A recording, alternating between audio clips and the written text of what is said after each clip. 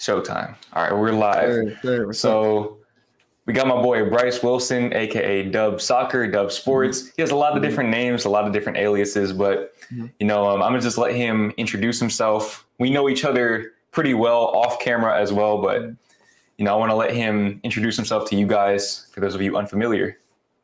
Yeah, my name is Bryce Wilson. I'm what I like to call a mental performance coach. I teach athletes specifically, but really just anybody how to develop their mindset, because as we all know now, like everything's all mental. So just teaching athletes, giving them the tools to develop their mindset. Exactly, man. And, I think that's especially valuable in this day and age. I see a lot of people follow my channel because I give a good mix of like, a lot of people found me through like fitness content, but then they stayed for the mindset content, right? Like helping develop their minds. And I think that, you kind of went on a very similar trajectory as me in terms of like starting off with mostly workouts and then, getting more and more introspective with your content and motivational and just creating that, really the body's main function is to carry the mind, to carry the brain. That's right. And once you wrap your head around that and really start to apply it in your life, I mean, it makes a world of difference. The workouts, everything, that all takes care of itself when you get your mind right. Yeah. So, especially for athletes, man, the level of dedication that you need. Tell them about like, how high of a level you played. Because I know you mostly played soccer, right? Yeah. So you called me Dub Soccer. So that was my sport. That's what I originally made my channel about, Dub Soccer, just about soccer. So I played in high school. Want to just gonna brag a little bit. I won a state championship in that, something like that. Right? Yes, sir. I played a year in college soccer D2, but then realized I had more passion of teaching people soccer at first, I thought, and so that was what my channel was about. But then after that, people were asking me about mindset and how to gain confidence. And then you think about that, like there's no really place out there that's teaching you exactly here's how to develop confidence, here's how to build courage. Like the people give advice, things like that, but there's no like there's no one resources like this is how to build confidence. So that's when I started trying to learn about that and try to help people develop confidence or there's a lot of areas of your mindset. So just helping athletes develop different areas of their mindset. And so now that's what I'm focused on now. Exactly, man. And I think we have very similar backstories in the sense that we lacked confidence growing up, just in the context of whatever we were doing. But over time we developed it. And that kind of like makes it that much more, we can relate so much more to people who lack confidence. Like we can really help people who are down in the dumps and have that negative self-perception. And I think you guys don't understand like the types of conversations that me and this man have. Like it's just legendary. Another level, legendary. It's legendary, man. I'm talking about we've touched every topic you could ever think of. But I always come away from those conversations better. And, that's my intention, is to bring you guys into those conversations today with this live stream, because, man, I'm telling you, this man just like, he'll just casually drop gems on me and like, he'll just kind of drop it like it's just normal, but it'll just stick with me. And I'm like, oh shit, like this man actually just changed my life. Like something that you told me, it was either the last time we hung out or the time before that. You told me that the best way to like build your brand or maintain your brand on YouTube or just any platform is to make the content that only you can make. Yeah. And that really, really stuck with me. That's really stuck with me. Anytime that I felt like I'm kind of losing myself, like, is this video a good reflection of me? Like, I always just try to ask myself those questions. Like, okay, is this me? Like, does this feel authentic for me? And I think that, just in life in general, that's a very good way to go about building authentic confidence, is to be the best version of yourself, because at the end of the day, only you can do that. Nobody can be a better version of you than you could be of yourself. So you have that potential, that gift. Your greatest gift is the fact that you're the only you. Exactly. And once you step into your power, you can do absolutely amazing things. It doesn't matter what age you are. It doesn't matter where you come from, your race, none of that stuff. None of that matters. It's just all about your mind, getting your mind in the right place. Yeah. I mean, we have such legendary conversations because like we're both young. We're both in Dallas, by the way. You guys might already know that, but we're both young and growing. So each conversation, each week, we're talking about things that elevate. Like I just learned something, he learned something, we all combine, and we just elevate each other to another level. So that's why that's so important to gain friends or partners that you really elevate you. So that's number one. And then about that, like being authentic, yeah, any type of content, everybody can be like content creator because everyone's just being themselves. So if you can be yourselves and like there's no one like you, that's your gift, just being you, completely you, and being authentic. And like, yeah, Jordan, you're one of the ghosts because you're super vulnerable and real. Like my favorite videos of yours are the ones that like you're talking about like heartbreak things that like nobody would say out loud to anybody else, but like you're saying it on the video for everybody to hear. So like those videos are very powerful. I appreciate that, man. And you know, I just want to kind of like segue that into how to be a good leader, right? Because I feel like, and hold on real quick, I see Kendrick in the chat. Shout out to Kendrick, Awaken PSD. I gotta meet you, Kendrick. He's talking about you all the time. I gotta meet you though. For real, man. It's been a few years since we all linked up. It was what, 2019, I believe, like October 2019. Mount Luna, man. That I don't know if a lot has changed since then. How we met. We both kind of down bad at the point, and then we things just. Oh man, we got to get into that. But first, I want to talk about like just being a good leader, because I feel like for me, like, you know, you talked about me being vulnerable, and of course, there's times when I'm like, dude, I don't know if I really want to post this. Like, there's times where I'll you know, I'm gonna post it next week, and I'm gonna post it next week. But it's like, you know, I have to think about who is this going to impact. You know, and that's part of being a good leader, because whether I like it or not, it's like I'm an influence for people, you know, and I like it. I've learned to grow into it. But at first, I didn't really understand the gravity of that like the things that I say and the things that I do, people are watching, and they're really like trying to absorb whatever game I could give them, not only through the things that I say, but the way that I present the things that I say. Right. And I feel like, you know, for you talk a lot about being a leader, especially in the athletic context. So like, how have you become a better leader in, you know, whatever field suits you at that moment? Yeah.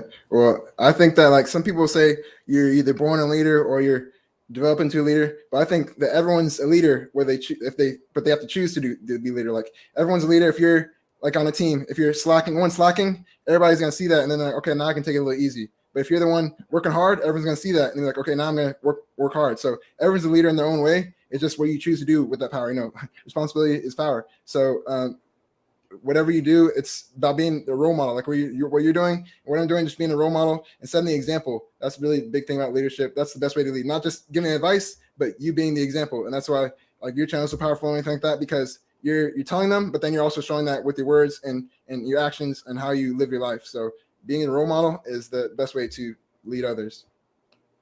That's what it's all about, man. And I think it really starts with learning to lead yourself. You know, like learning to really step into your own power and realize that you control your life, right? Taking that level of responsibility. And just like you said, you know, just leading by example, because a lot of the game that I've picked up, you know, I've picked up a lot of game from listening to people and reading books and things like that. But a lot of the real game that I've picked up was from watching people, you know, and that's something that we both have in common is we like to study successful people. You know, if you guys don't know of his channel, he posts like 10 videos a day damn near. Depends out here posting like all types of videos about, you know, just analyzing people at the top of their sport, the top of whatever it is that they do, the top of their profession. And those are videos that I watch, you know, not even as a friend, but just like as a consumer, because I like that type of stuff. I like to study successful people because, and we were talking about this the last time we hung out, but when you study enough successful people, you start to find those common denominators. And you say like, oh, hold on real quick. There are trends here. There are patterns here. And when you start to apply those patterns into your own life, into yourself, you know, that helps you. It basically, success becomes inevitable. Success, because you get the chance to reinvent yourself. And, you know, from there you can attract whatever you desire.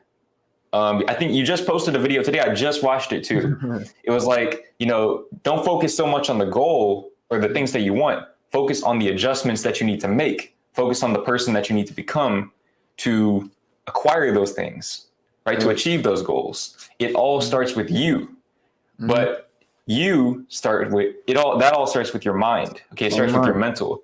It's all in the mind. The way that you talk to yourself, you know, all of the other things, like action is important, of course, but action takes care of itself when you get your mind right.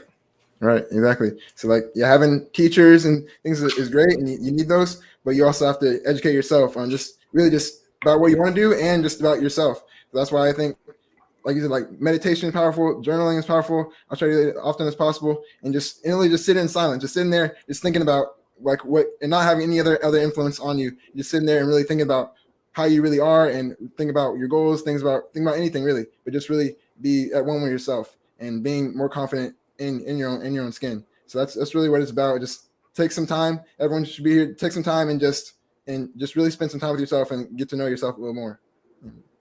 Exactly, man. And that's something I talk about a lot, is just like learning who you truly are, because that's where it starts as far as stepping into your power. You got to know who you are so that you can become the best version of yourself and thus manifest all of the things that you desire. And, you know, when you sit there in a quiet room for long enough, the answers will come. But first, the questions will come. You know, you'll start to ask yourself questions that you normally wouldn't ask yourself. And that's how you know, like first you kind of go through that stage of, damn, who am I? Like I like everything that I thought I was, that was all like based on the things that I was seeing. But now when I'm looking within, I'm realizing a lot of those things aren't very important to me. And, like I said, that's just where it starts. From there, you can determine what you want, who you are, what you stand for, and you can build on that foundation. It all starts with the foundation. Yeah, I like, and it's really setting those habits. Like I like when you do like those sunset. I don't know, what do you call them? Just sunset to chills. I don't know. Like you just watch the sunset and then chill with your thoughts and just sit there. What do you call them? I just watching the sunset. I don't really have like a name for it yet. You gotta brand it. You gotta tell it. The built different, man. Yeah. Like honestly, for me, I just for anybody who doesn't know, what I like to do any day that I can is turn my phone off, leave it in the car, and go watch the sunset. Ideally out in nature, and that it just there's multiple things at play with that, like just being in nature for one, that's very, very powerful.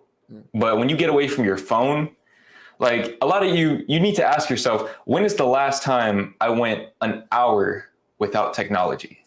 Just one hour. And I'm not talking about when you're asleep. Some of you use technology when you sleep too. But, when you're awake, you're conscious, you're aware, no distractions, no technology. Like I'm talking about the things that, a lot of people ask me like, man, how are you so wise or introspective, self-aware at such a young age? But it's because I listen to myself. I listen to myself. And if you make a habit out of doing that, that's how you elevate yourself. That's how you expand your consciousness. Yeah. You gotta do something every week. Make that a habit. And like just for example, like you doing that, you were a role model, and you kind of inspired me to do that more often. Like make that like a habit, like a week or every week or so. Just what I do, like same thing. I like sunsets too. I just go like on a walk and just watch the sunset and just think about things. And that really develops yourself. So yes, like I said, so you being a role model, that just influences people before you don't even realize it. So that's what the big thing. And then what were we talking about? What was the other point? What were we talking about? I forgot, man. I got that short-term memory yet. But can you touch a little bit on? I know you're working on a few projects, and you've kind of like broken down the different traits, right? Like, can you touch more on that? All right, yeah. So I kind of call it like a winner's mindset formula. There's like 10 areas that develop like a winner's mindset, and how I came to this conclusion is just by studying like the world's like greatest athlete, just like watching all the documentaries, interviews, and just studying all of what they do. And there's like 10 areas like attitude, which is your ability to believe, confidence, courage, creativity, curiosity, discipline, your environment you're in, the passion, resilience, and teamwork. So things like there's a lot of different areas. People just think like there's discipline, working hard, stuff like that, but there's a lot of different areas. So I guess if anybody has questions or if you want to touch on any certain topic, but sure, you can touch on all of them. Yeah. You can just like briefly summarize each one, and then if anybody has any questions about any specific one that they want you to elaborate on, then you can go ahead and do that. Yeah, I'll give my insight as well, of course. Yeah, of course. Yeah. So like attitude is your ability to believe. So that's really just about setting goals. And like I was saying in the video today, you got to have like get a dream goal, like some huge, like you don't want to tell anybody. And I do want to ask you about this. Like when you say like dream goals, do you think you should like tell the people? Because I know like you're pretty outspoken, and I like you say you like saying it out there. So what do you think about like saying like you're telling people your dreams? I'm very I'm kind of back and forth with that. I feel like on one hand, telling people helps you hold yourself accountable, and it has, other people hold you accountable as well. I think it's about telling the right people though. That's what it's really about. That's the balance. Because if you go telling the wrong people, they're just going to crush your dreams. Right. Misery loves company, man. Like small-minded people, there's just no point in doing that. And it's like, even if you prove them wrong or whatever, it's like, you're just making it harder for yourself when the best thing to do is lead by example. But for me, I think that specifically as a content creator, I just love to set those benchmarks kind of, so that I can, just reflect on that over time, and it inspires people. Because I remember, for those of you who don't know, I was a very, very big DDG fan when I first started like getting heavy into YouTube. And one thing that really stuck out to me about him was he would just say shit like, and he didn't care. So I'm gonna get a Lamborghini, like, and he had so much confidence behind it that I felt like, damn, I would be stupid to doubt this man. Like I'd just be dumb, so, and everything that he said, he accomplished, like getting a mansion, getting a Lamborghini, like all of that. I remember I was watching a vlog of him a few years back at the car dealership saying that he was going to get a Lamborghini truck. And then a few years later, he ends up getting one. And I'm like, oh shit, like I remember when he said that. And to see him do that at like, he probably made that older video when he was like 21, like my age. So to see people doing that and saying those things and then going out and fulfilling those goals that they set for themselves is very inspiring to me. But like I said, man, you can't just tell everybody your goals. That's true.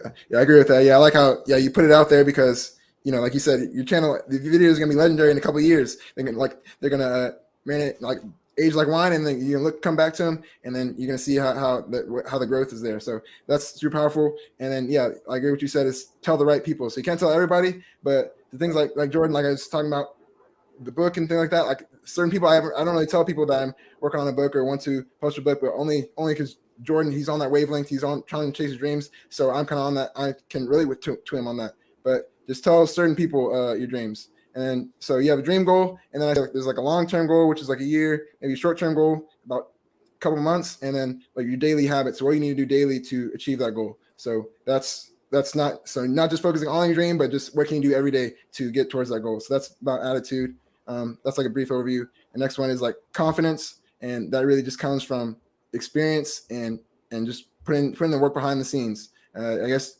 Jordan, you can tell a little bit about yourself on how you develop the confidence of, from being able to being a shy kid in class to being able to make videos online to thousands. Man, it was such like a gradual transition that I can't name one definite point where I was just like, I feel like for a while I found confidence in like external things, but eventually I realized, just from like being still within myself, like we were talking about earlier, I realized that true confidence has to come from within. And something that a groundbreaking revelation that I made recently was that if you want validation from other people, that really means that you want validation from yourself. Okay, so the desire for validation, that's not the problem. It's the way that you go about trying to fulfill the desire for validation. Because the end goal is you being confident in yourself, but you're waiting for other people to tell you that it's okay to do that. But the irony of that is if you just transcend that, you circumvent that, people will gravitate towards you. And, that's how I've built my following, is by realizing that, I can just be myself and people are they're going to fuck with me for that. They're going to fuck with me because I'm myself, I'm authentic, and they can tell. Some people will not like you. That's okay. But true confidence is understanding that it doesn't matter what other people think. If you're yourself, because you can really only truly be confident in yourself. You can't truly be confident if you're being someone that you're not, because deep down that you'll always be a second-rate version of them. Right. So it really starts with just stepping into your true skin and just elevating from there. Right. Yeah, loving yourself for one. And then what I realize is that self-esteem isn't just built on what people say to you or even just what you say to yourself, although that can help. The self-esteem is really based on action. So whether it's becoming a better speaker, like Jordan says, like you can watch his first videos, not the best, and now he can speak for 15 minutes straight. So like, but the only way he's able to do that is he put in hundreds of videos where he's speaking, and that's really just builds his confidence. So it's not because he just told himself that he's a good speaker; it's because he put in the work and did take action to build that. And so that's one thing. And then another one, just how you speak to yourself. Your self-talk is, do you put yourself down all the time and say, oh, I'm not worthy of that, I'm not good in that? Then that's gonna, you're not even gonna realize it, but that's gonna decrease your confidence. So just work on, be wary of how you speak to yourself. So that's a little overview of confidence. And then next one is like courage and facing fear. And I realized like the only way to face fear is, well, I found this out. I'll tell you a little story about how when I jumped off a cliff. What? Oh, I remember you telling me about this. Yeah. Because when I went to school first year in Arkansas, and they have a lot of nature areas. There's a cliff, and some of the friends, people on the soccer team, they're talking about, you want to do cliff jumping. I was like, I never heard of cliff jumping, but I was like, all right, yes, I'll do experience. I'll try it out. And so I went there, and they were all fearless. There's a big cliff in the lake, and they just all jumped off, and they started one after the other. One jumped off, the next one jumped off, and then I looked around, and I was next. I was the only one there on the cliff left. I had to jump, and I realized in a moment I didn't want to look down because I was too scared. But I realized in that moment I can't just like shimmy off the cliff. I can't just like halfway go off the cliff. The only way you can overcome and jump off the cliff is just run and jump off the cliff. So all I did was I didn't even look at the edge. I just ran and jumped off. And after that, it was okay. I got a little more comfortable with it. It was more fun. Did it a couple more times. But that just like changed my mindset on fear. Is like the only way you can overcome fear is just jumping off the cliff and just taking action and doing that one thing. So yeah, how do you overcome fear of like posting a vulnerable video or something like that? Man, I think that it's very symbolic, like taking that leap of faith off the cliff. Right. I think for me, I just always try to put things into perspective in terms of the big picture of my life.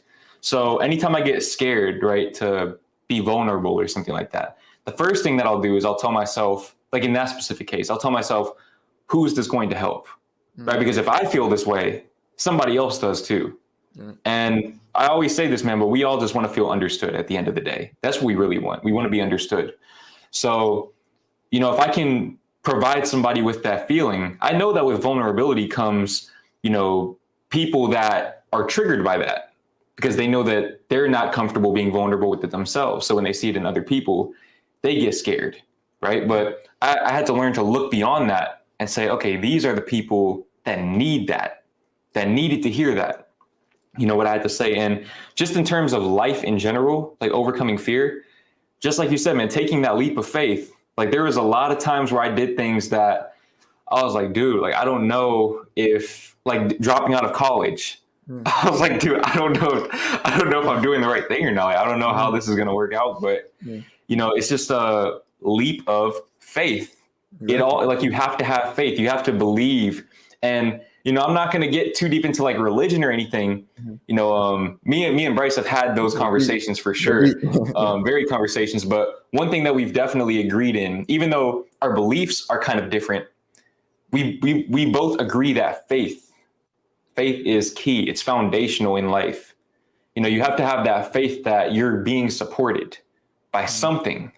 I don't care what it is. It could be God. It could be the universe. It could be, I don't know, statistics. It could be your parents. You got to have faith in something. If nothing else, at least have faith in yourself. At least have faith in yourself and your decision-making ability. And, when you find that faith and you act on it and you commit to it, it works out. It always works out in the end. And once it works out, that builds your confidence up even more, and it just, you build momentum, you generate momentum. And from there, it's just about maintaining that momentum by consistently getting out of your comfort zone. Even now, like I went to that spoken word poetry night, and that shit was like, the video's coming out pretty soon. All right. Actually, the video is probably going to come out in like a few weeks. I'm so far ahead. But dude, that's like, just doing things like that just kind of like just going up to girls and talking to them, like just doing shit that makes you uncomfortable. It forces you to expand. Yeah. And that's another one, just leaving your comfort zone. And also the fact that, like we said, all these points, they all work together. So by you taking the courage and taking the leap of faith, then you're going to build your confidence. And by you believing yourself and just having the faith to take action, you're building your courage. Like, so they all work together. And then the other one is creativity. And we already touched on it. Like, I think that you have to do something different and you have to work on your gift. And so some people like don't really think about what their gift is or what is their gift. But I kind of say it's probably the thing that like makes you stand out, or things you think you might not even like about yourself at that point. So like my thing is, like we were both saying, I think we're both like quiet and shy growing up. And so I was always quiet and not a good speaker and things like that. So I always said, oh, that was the worst thing about me. But now I realize by me doing that, I think my gift is being observant and just seeing and learning from other people and putting things together and making little connections like that. So that's why I kind of realized what my gift was through the worst thing about me, that what I thought.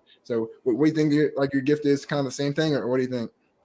Man, I love the way that you worded that, man. It's all about a change in perspective. Right. You know, I think a lot of times people, they misconstrue their gift because they're comparing themselves to other people, right?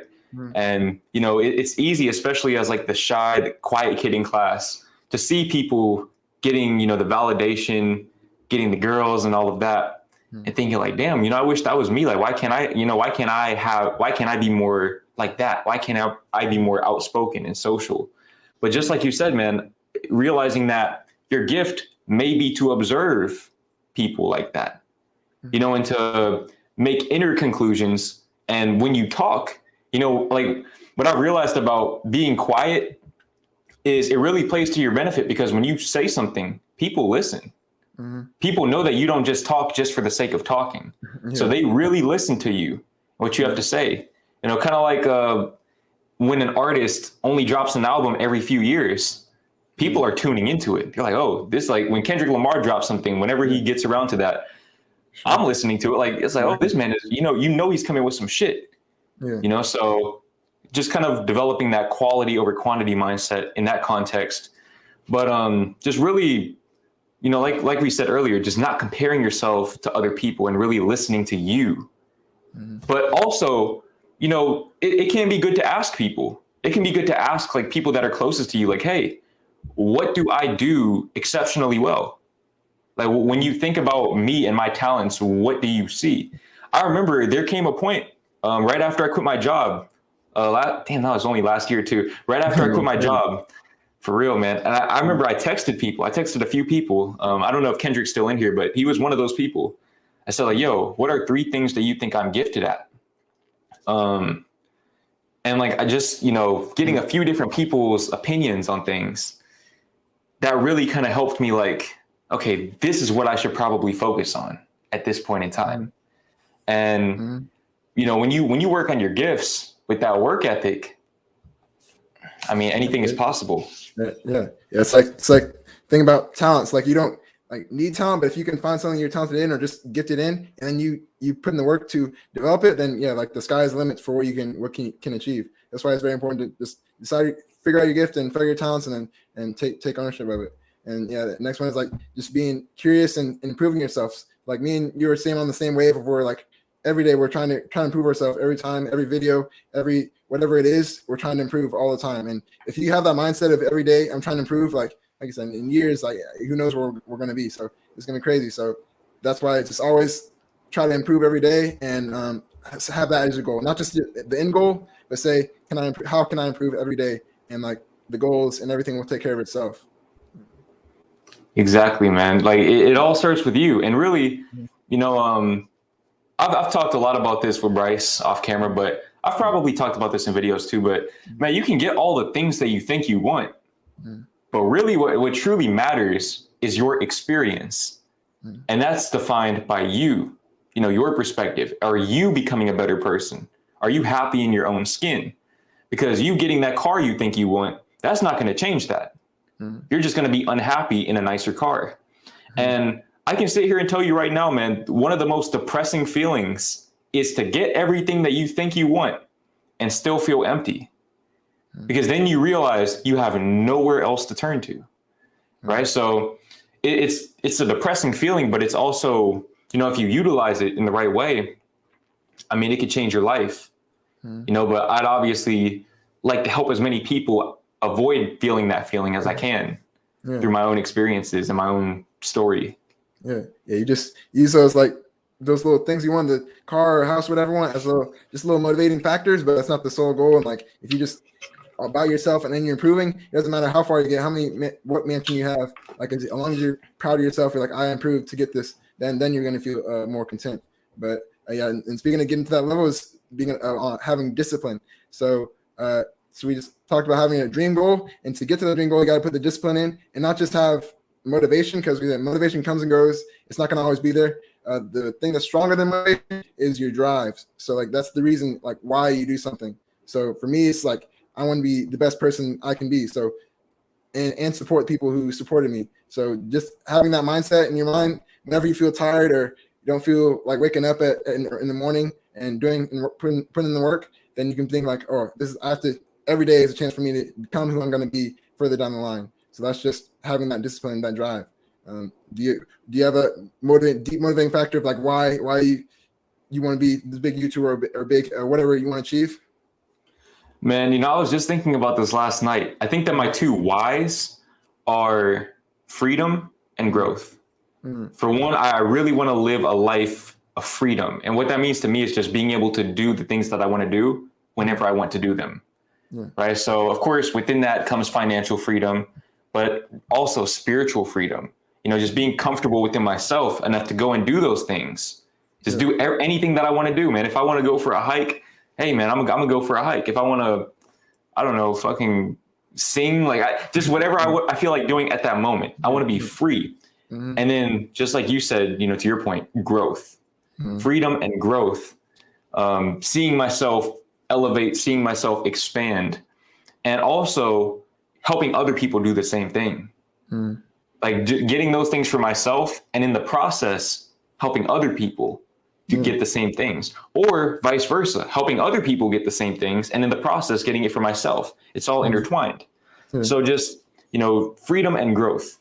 That's all. That's my why. Yeah. And we're gonna get to helping people, because I always say that your why and like your purpose and helping people is kind of separate. Because if you just do everything to help other people, then you could help millions of people, but then you're just empty inside because you're not like you didn't enjoy what you did, or you're not proud of what you did. So I think like you have to kind of separate it and be like, do something that just for you, that like if I help no one, or if nothing happened, then I'm proud I got to this point. And then you got to combine that with helping other people.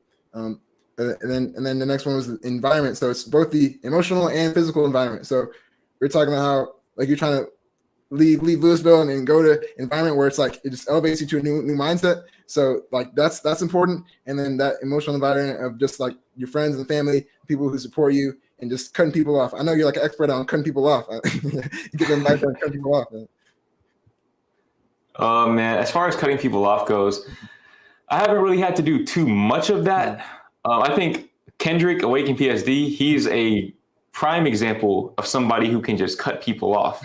Like I'm talking about, I've seen this man block so many girls before, but that's a whole different, cutting people off. It's all about how much you love yourself. And, when you really start to love yourself, you start to see things differently.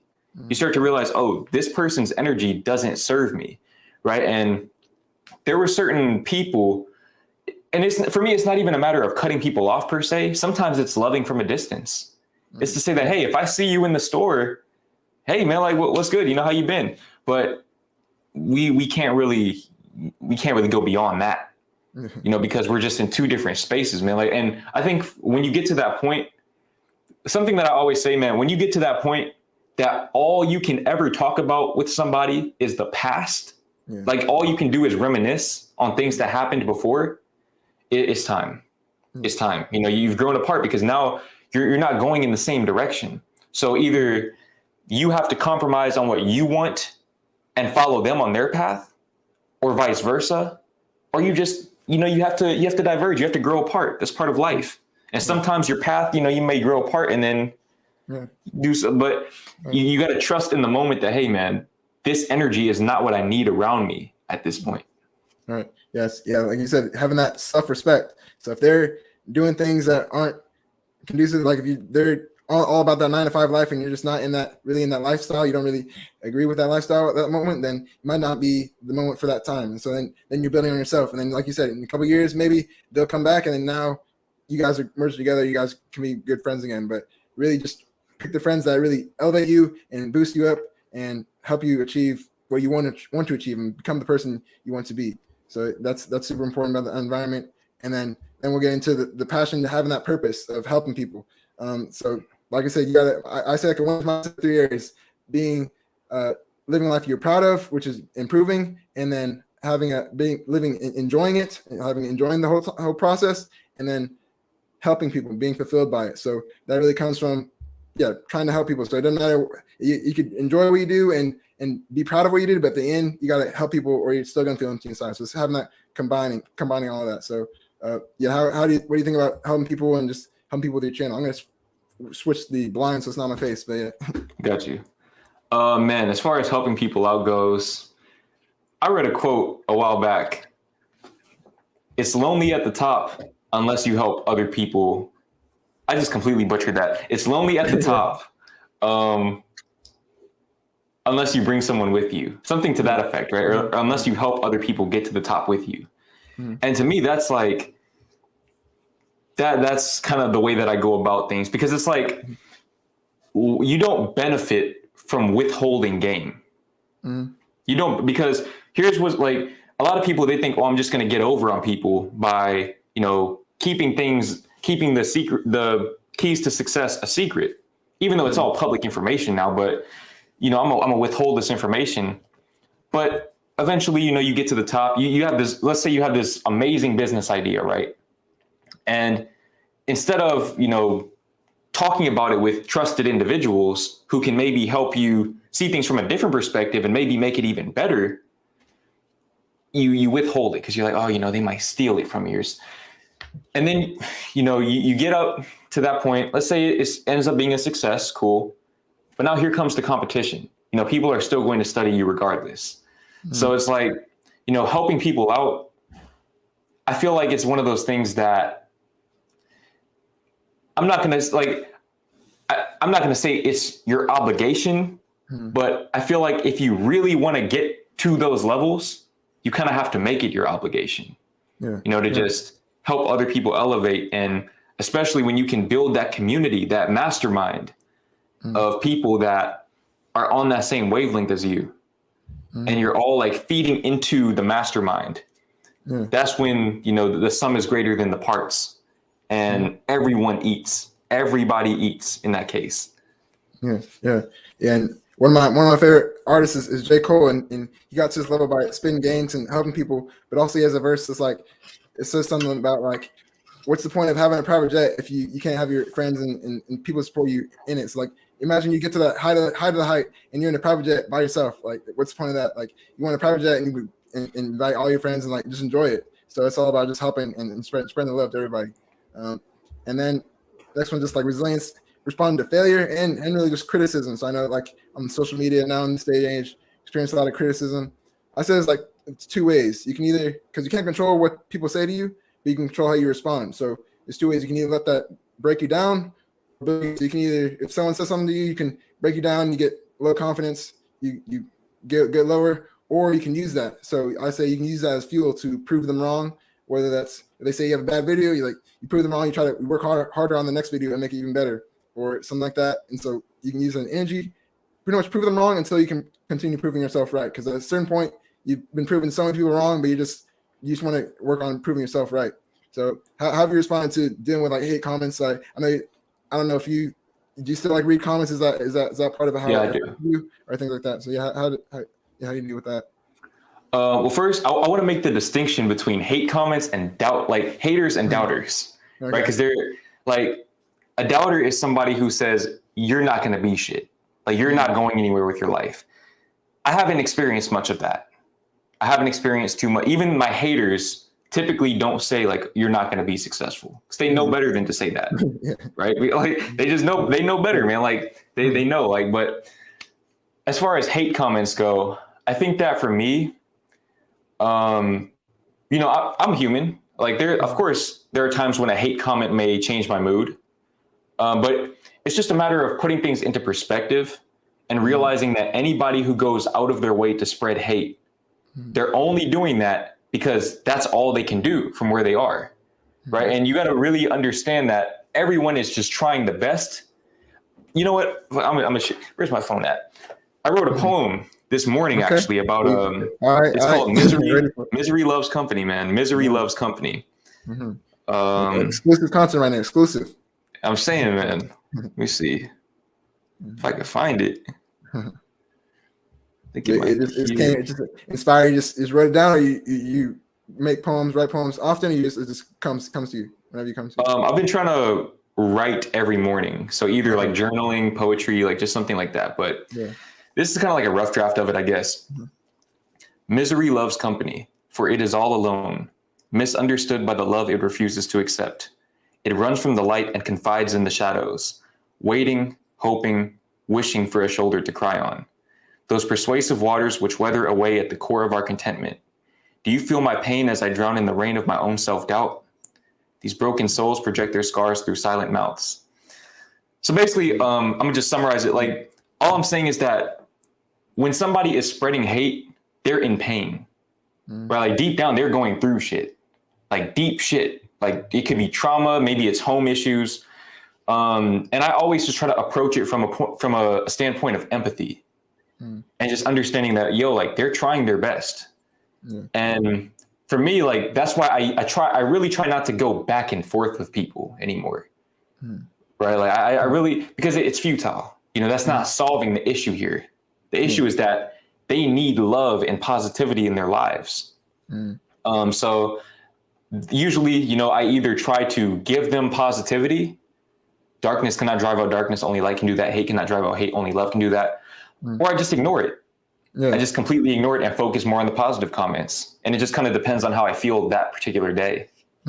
Yeah. And we talked about how, just like putting yourself in their shoes, because anybody that leaves a hate comment and it's really that hateful is, like you said, they're suffering and they just want someone else. They want to bring someone else down with them. And because we're talking about like nobody, LeBron, Will Smith, anybody who's reached a high level, they're not sending hate comments. They're not trying to hurt anybody else because they're on their own thing. So if anybody has that time to do that, they're suffering. And so you can't really place value in what they say.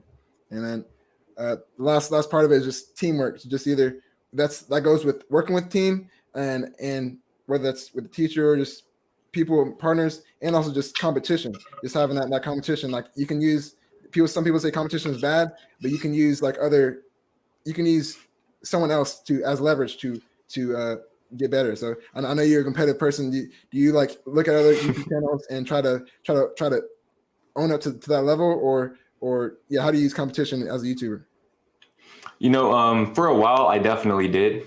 I was definitely the type that I'm gonna briefly touch on a quick story. There was this one YouTuber, I'm not gonna say his name, but he was like just coming at me, dude, for no reason.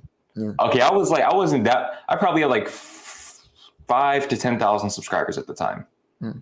And this dude was like just coming at me for no reason. And I remember one thing that he said that like really, I'm talking about, I took this shit so personally.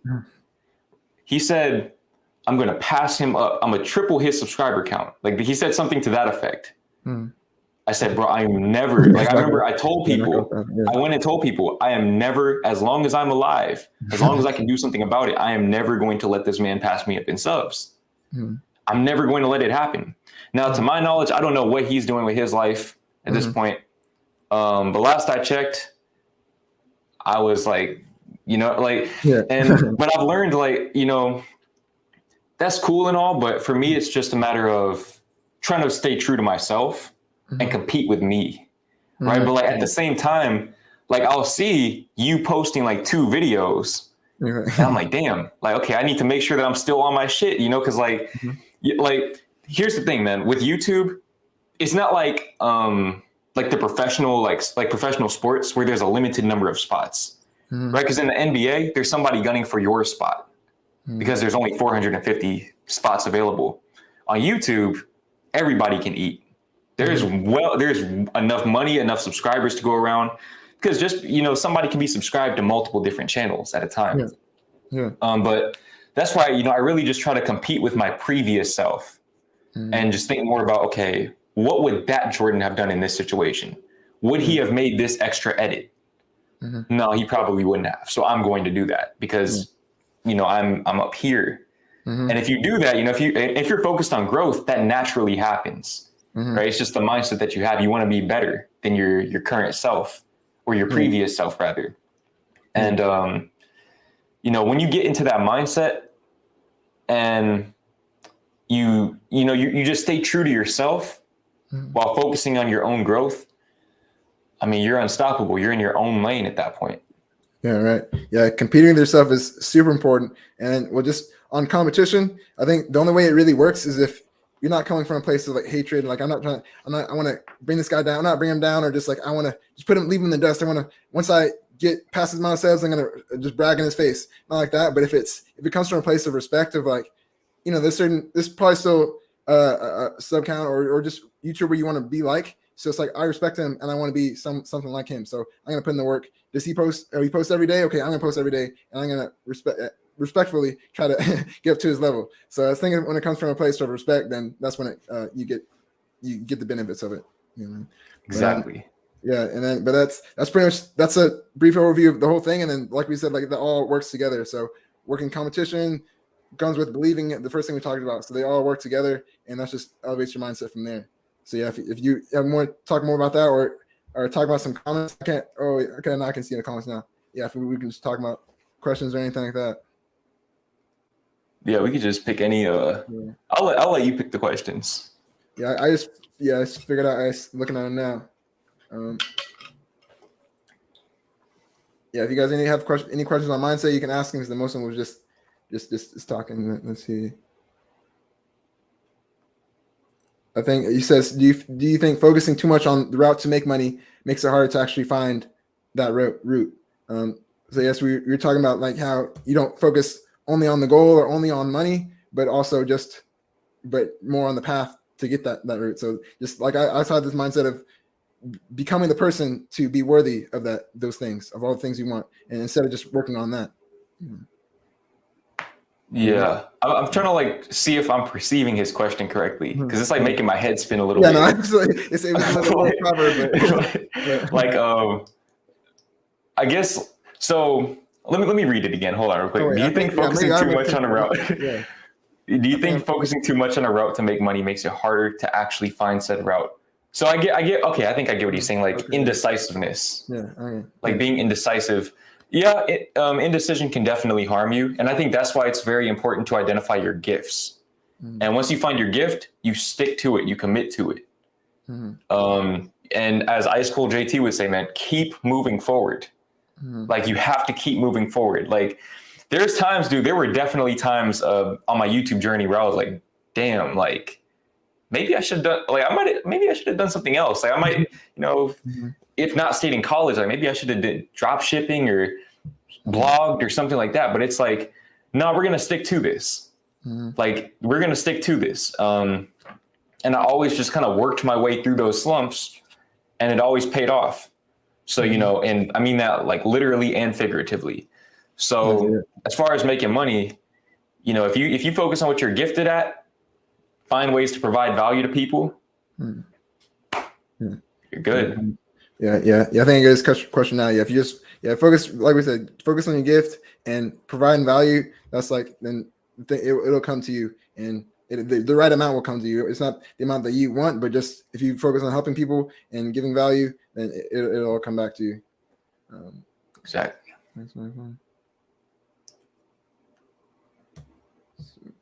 I'm trying to go deep. Do you go far back into it, or you just go the next? You can just go as far back as you want. Yeah.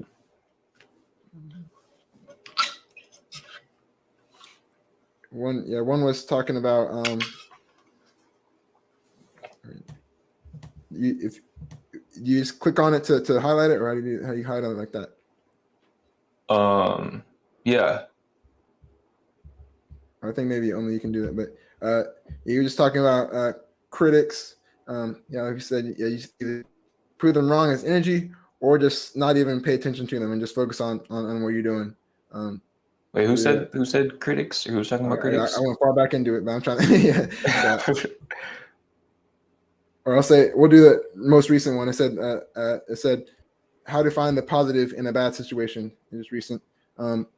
So yeah, it's all about shifting your perspective. So you can have any example of something like bad happens. Like there's some proverb that's like, I'll just touch over real quick. It's like there's a guy on the farm and some people and he some horses came and they said, is that good or bad? They don't know that. I'm trying to I'm trying to remember what it exactly was, but some horses came and he said, oh, that's a good thing. Some horses came. So they got on the horse and then he broke his leg. And so it's a bad thing. And then a day later, the military came and were enlisting people into the military, but because his leg was broken, then he didn't have to get enlisted in the military. So then that was a good thing. So like it's all about, you don't ever know if things are good or bad. It's all about just your perspective on it and just using that as a positive. Exactly, man. I think the biggest thing is just controlling what you control. Mm-hmm. Right. So like for example, man, like with me, I think the best example that I have in my life is like getting my heart broken. Mm-hmm. Mm-hmm. And that was like, at the time, it was such a shitty situation. Like, I mean, I was just like down atrocious. Mm-hmm. But like in retrospect, it's like, oh shit, like if that didn't happen, I wouldn't have been able to get into my first relationship with the girl that I got into a relationship with and experienced all of that, you know, grown in that way. I wouldn't have been able to get on my grind with YouTube because my priorities weren't straight. Mm-hmm. I wouldn't have done all of this spiritual introspection and identified all of the trauma that I've found or that I've identified within myself and been able to share my findings with other people to help them, you know? So it's like, there's always something good to be taken from anything. There's always two sides. It's all about which side you're going to focus on. And a lot of times the bad situation, that's the side that's out of your control. It's out of your jurisdiction. The good side is the side that you have complete control over, which is the way that you respond. Mm-hmm. Right. Yeah. Yeah. I have the mindset of like everything happens for a reason. So whenever something bad happens, you just kind of sit there and like, you know, it hurts, it's painful, but then you can just sit there like, how could I turn this into a positive situation? And like you said, control what you can control. That's the most important thing. Not worry about, because you can't control what happened to you. It already happened. You can control how you respond to that. That's super important. Exactly. And one more thing I'm gonna add is romanticize your life. Think of your life in terms of the story, right? Think of it like a movie. You wouldn't pay money to watch a movie with no conflict, with no adversity. Yeah. So think about it like, bro, I'm at that point now where when I go through shit, like when I made that video, you know, where I was in my car, it's like the I'm down bad video. Mm-hmm. I don't think I said it in the video, but I kind of implied it. It's like, I'm like kind of looking forward to that day where I can watch this video back because I know it's going to get better because that's the way that the story goes. Mm-hmm. It always goes like that. You know, there's good and bad. So just learning to see the bigger picture and understand like, oh, this shit sucks right now. But when I finally get back to that point that I'm satisfied, that I'm happy and content with my life, it's going to make it feel that much better because it's all relative. Yeah, that's super important too. Just understanding that it's temporary. Like, yeah, I think you said something about that. Yeah, like in a week or so, this will probably pass, and I'll be laughing about this, or be learning from this. But right now it hurts. But you have to understand that's temporary, and that's like an example of baseball. If you're playing baseball and you strike out all the time, the only way you can eventually get a hit is by believing each time I'm gonna go get a hit, even though you're gonna strike out 10 times in a row. On the 11th time, you got to believe. You step up to the plate, believe I can get a hit. So. Just understand that whatever failure or pain you go through is temporary and that it will pass. That helps a lot too. Exactly, man. Especially for athletes, you have to have that short-term memory. Yeah, for sure.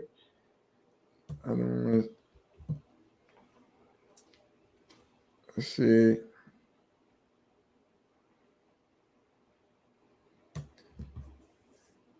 I think when we're just talking about books, there's like certain books or regarding the suffering. There's like a book called like Man's Search for Meaning. It's about like a guy who went through the Holocaust and that suffering. And he was pretty much talking about like suffering is like a gas, like whatever you could stub your toe and feel like you suffer. It's just as bad as like, you know, not just as bad, but just as bad as a super bad situation. You're going to feel suffering. So life is suffering, but there's always ways to overcome that.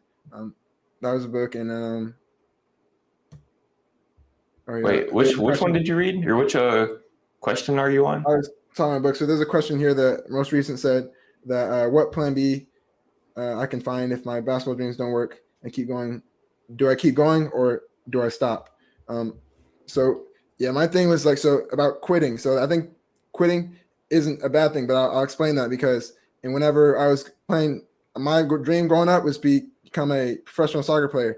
And then, so when I got to college and I started playing, and then I started like losing the passion for it, and I didn't enjoy it as much. I felt like, oh, should I just keep going because I was on my child dream, or do I stop? And what helped me come to the conclusion is like whenever I thought about quitting, I felt like kind of a relief. Like now I can stop. I can focus on things that I'm actually passionate about. But if you feel like if you're gonna quit and you're gonna regret that in a couple of years that I regret that I quitted, then you probably should keep going. So it's all about if you're gonna quit, either think about if you're gonna regret or you're gonna have relief. Yeah, I think that when you reach that crossroads, it's important to expand your perspective on things, right? So like, for example, Devontae Freaka. Okay, I'm sure a lot of you know who that is. Basketball YouTuber.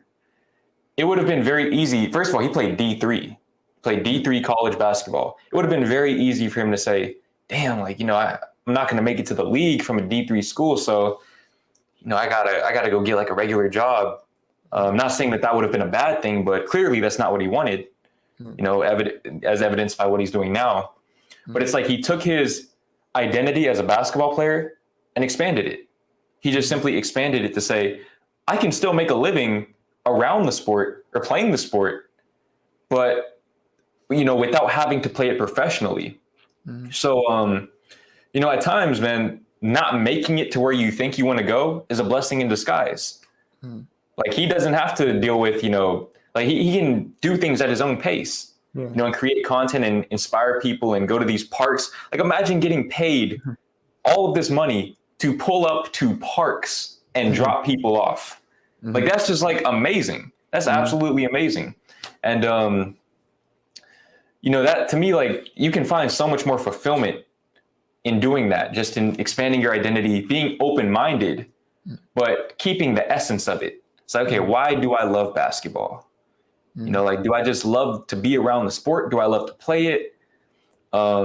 Just like Bryce was saying earlier, he initially he wanted to play professional soccer. Then he realized that his passion for teaching other people about it was greater, and it's like, he didn't have to give up. He didn't give up the goal of soccer, like the essence of it, or just, sports. He just expanded. He continued to expand it until, he goes from teaching people about soccer, coaching private drills, and then, expanding his platform from there. And, now it's not just soccer. It's, it went to Dub Sports. Then it's Bryce Wilson, like him, and it's all about expanding your identity. Yeah. And just having on that Devontae Freaka, just having the faith to make that chance, because he probably didn't know about taking a step, but once he took the step, then all these opportunities came on the back end that he couldn't have even predicted before that. Exactly. And there's another question about how do you deal with indecisiveness? Yeah, really, you just have to make a decision. Like I always say, like the worst decision is no decision. So like if you're just sitting there thinking about all day for an hour, I wish I do this, that, then you just waste an hour and you probably going to make a worse decision than you would have done if you would have just acted on instinct and just made a decision. So always, because the big thing is if you make a decision, you can always, if it's the wrong one, you can learn from it, and now you didn't waste your time. You can learn from that and then move forward with another decision. So always just make decision early, and then and you'll figure it out along the way. Exactly. I think for me, I just follow my intuition. I always just try to follow my intuition, and if you're in the moment. Like a lot of times when you're indecisive, you're thinking too much about potential outcomes. Like, oh, this, if I do this, this might happen, cause and effect. Yeah. But there's so many variables in place. Like, bro, you don't even know if you're going to be alive in 5 minutes. You don't know like how life is going to play out. So if you just kind of make decisions in the moment, but also having that intention, that long-term intention to say, okay, this is where I want to go in life. And I'm going to trust that following my intuition will get me there, even if it doesn't seem like the straightest path. That always, it served me very well on my path up to this point. And that's why I continue to follow it. Yeah. And yeah, I always say like anxiety is just like living in the future. Like you're nervous because you're worried about all these options, which are pretty much infinite options that could happen, but only by having that peace is just by being in the moment and just, acting on your instinct. Um, other Exactly. one, other one asks is, if life can never be perfect, what should you strive for? So we talked about this, how like our purpose or our goal in life is just to be our greatest version of ourselves. So that there's the ceiling for that is we don't know the ceiling for that. So that's why you strive in that direction. And that's the whole purpose of setting goals too. You might not reach it, but the whole purpose is set this goal, big goal, and you might reach here, but that's more than you would have reached without it. So just by become the greatest version of yourself, you strive in that direction. You'll never reach the end goal of that, but that by going in that direction, you're going to reach a lot farther than you would have went without it. Exactly. Understanding that life it's all about the journey, not the destination. Because destinations don't exist in life. They don't, because time, it keeps moving forward. So you have that destination in your head of $1 million. Well, when you hit that $1 million, then what?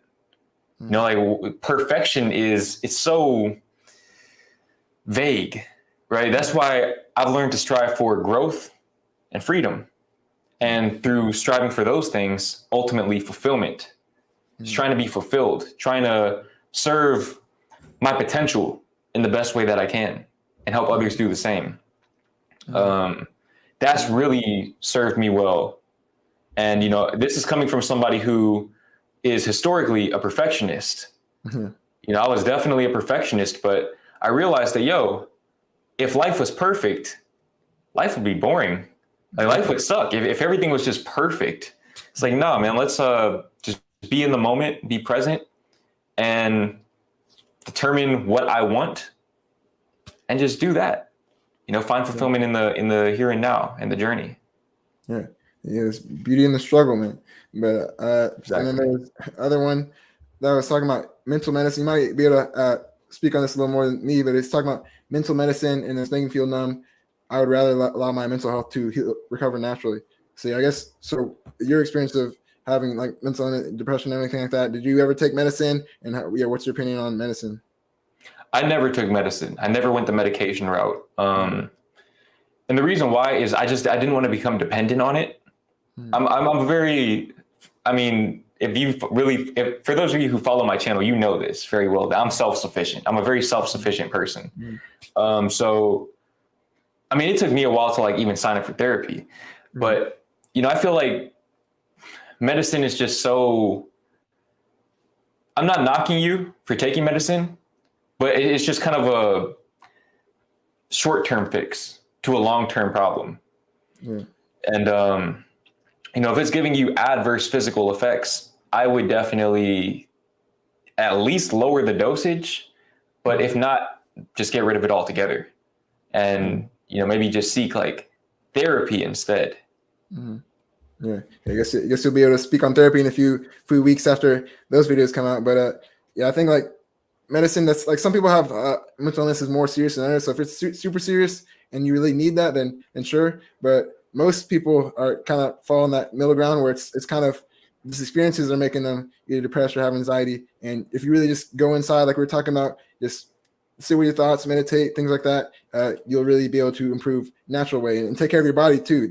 If you take care of your body, that's like your temple. That's going to influence how your mind feels. So if you take care of your body and take those steps, then you're going to improve your mental health too.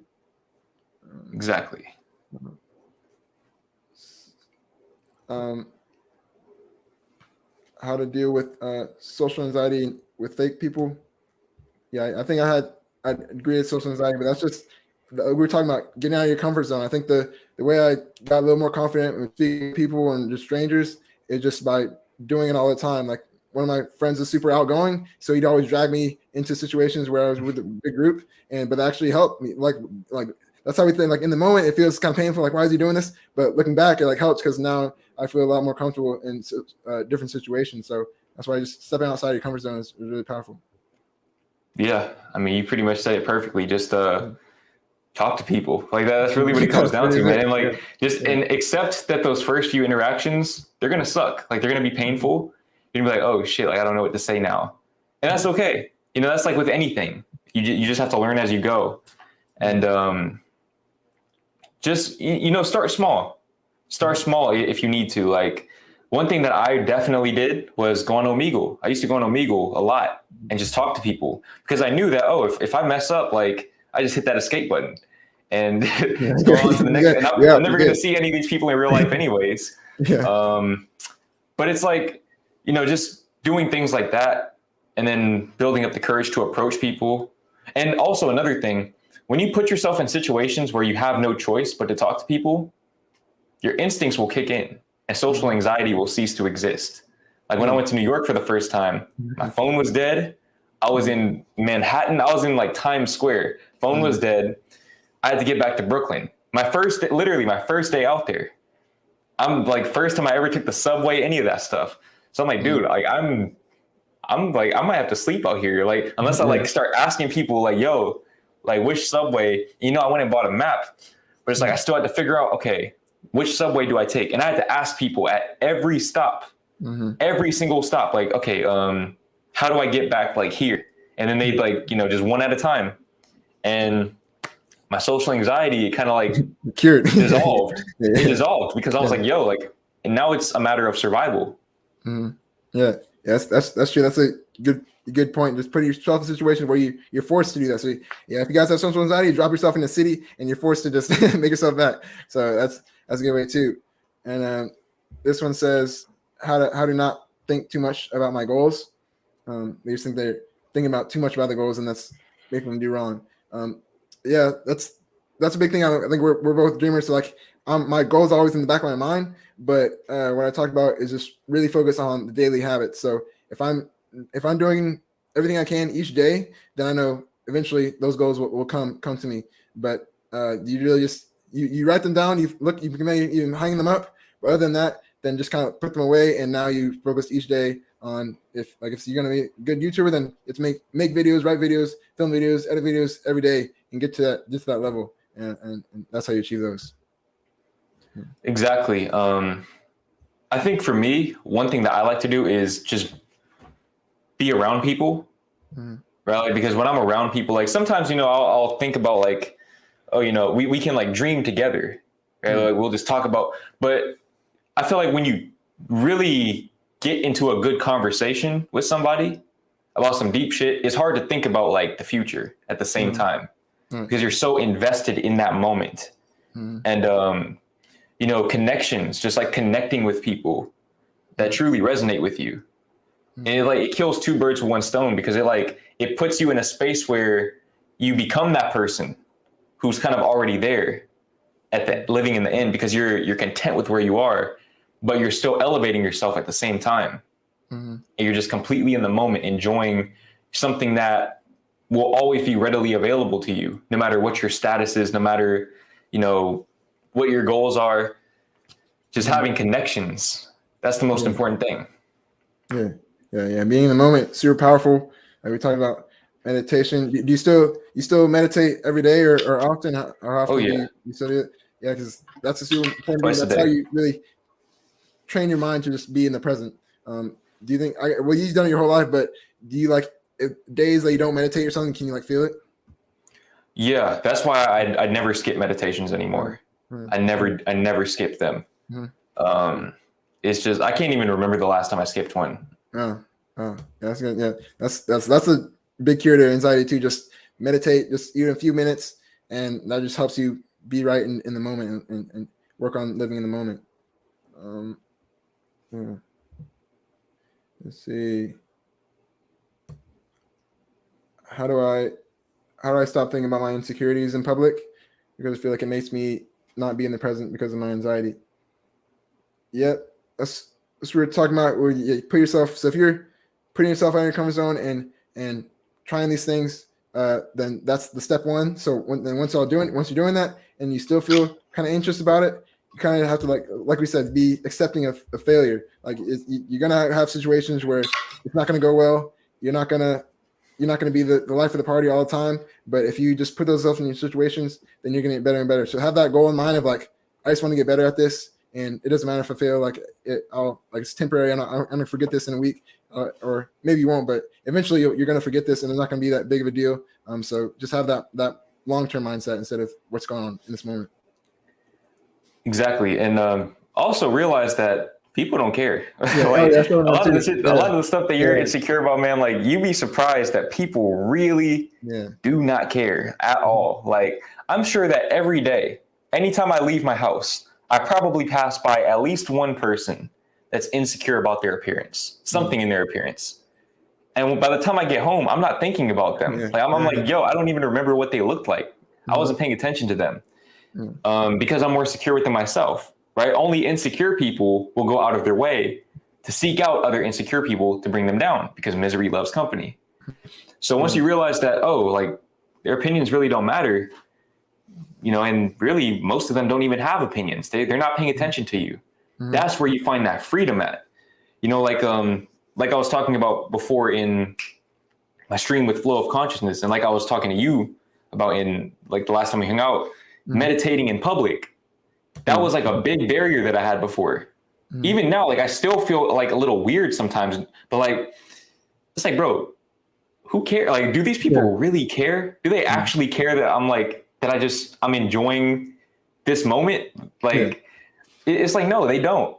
They really don't. If anything, you know, you have an opportunity to liberate people from their own insecurities. And that just goes right back to being a good leader, you know, being a leader in your life by leading yourself. Yeah. Yeah, that's a super powerful thing too. Yeah, like people really don't care about you, and like you could say that in a bad way, but it can be powerful if you interpret it in that way. And like you can think of like the weirdest person you saw in public, like you might have thought for that in a second, like even like when you're meditating, like people might have been looking at you thinking for in that second, be like, oh, what is he doing? But then 10 minutes later, they don't even remember. Like we're talking about this now, but they don't even remember a guy meditating in public. They don't remember that. So it really doesn't matter. Yeah, just have that long-term view. Exactly. Like, and understand that like people might see you, like they might see what you're doing, but they don't care. Like, for example, me and Bryce, last two times we hung out, there's been this guy running. You know what I'm talking about? Like this guy running, right? And like, I'm not going to get too deep into it, but this man has basically, it's funny to watch. But it's like at the end of the day, like when my head hits the pillow, I'm like, bro, I don't care about this. I don't care about like how that man is running. I'm not thinking about that shit. But even like, you know, sometimes you can also think of it from a perspective of I'm giving people the opportunity to laugh. You know, even if that wasn't my intention, it's like, hey man, maybe me singing in the car or something like that. You know, it might seem embarrassing to do, but maybe people see that and it brightens up their day. You know, maybe they were having a shitty day and they see you doing some goofy shit and it just like lifts their whole mood up. You know, so just think of it in terms of spreading positivity, you know, and that like those are just a few different ways that you can circumvent your insecurities. Yeah, right, yeah. Those are great tips. And then there's one that's asked, who's my favorite athlete? So I guess I'll give my athlete and you can give your favorite celebrity or YouTuber or something like that. But yeah, I think my favorites are one's like LeBron, just because like he was I think he's like one of the best athletes ever because people were filming him in high school, like in middle school. They were filming him. He's on ESPN in high school and even like in middle school. And they're saying they said his nickname was the chosen one, and he ended up being like everything he is now. So like just the amount of, I don't even know how much he went through to get to that point, but he lived up to his whole. He's like one of the only people to live up exactly to how they viewed him. So I like him, and I'm a soccer player, so I like Lionel Messi, just how he carries himself. Those are my two big ones. Who's your favorite? Right, like celebrities or just like YouTubers or whatever you want to say. Man, I have a lot of like people that I draw inspiration from. Yeah, LeBron is one of them for sure. Especially the way that he handles like criticism. Yeah. Because, you know, I'm not sure how closely you follow basketball, but that man he receives criticism. He's dealt with his whole life. He's dealt with his whole life, man. Yeah. People like hate on him. Like it's like next level just for everything. But, you know, he always stays professional. He stays composed. You never see him fighting on the court or anything. You know, he's just very like professional in the way that he goes about things. But some other people, Frank Ocean, that's, you know, he's a very big one. Tyler, the Creator, he's somebody that I definitely look up to in terms of just like being who you really are Yeah. and not caring what anyone else thinks. Mm-hmm. Oprah is another big one for me because Mm-hmm. she's somebody that really took that. She's kind of like the pinnacle of self-help. Mm-hmm. She's like the one that showed me that, you know, self-help is marketable. Like it can be something really, really big. Mm-hmm. And that there is that audience out there for it. It's just about staying true to the process. Mm-hmm. So those are just a few people. And obviously, Bryce Wilson, Oh, one of yeah. my favorite celebrities, man. He's out here. Mine's Jordan Green. So, yeah. He's out. Bryce Wilson's out here just spitting this game, man. Just doing all this crazy stuff. Man. And yeah, the big distinction I want to make is like when we have like inspirations, it's not like we're not idolizing. Like some people like they say these like LeBron's their idol, like they would hang posters all around the world. Like posters are fine, but just don't like idolize them. But what we really value about them is just like certain characteristics that we want to implement in our own lives. So yeah, like we said, like LeBron, how he handles criticism, like that's how I want to handle myself.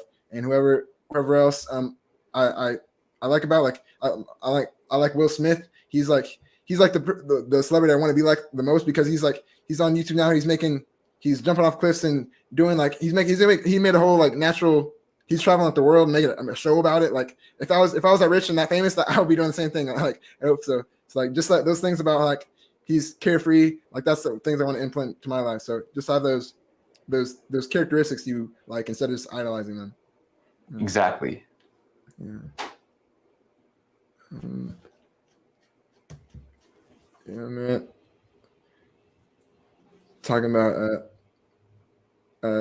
red flags and crushes. I don't know if you want to go into that or just. Wait, where? They said on Friday they took a step out of my comfort zone and started to talk to my crush.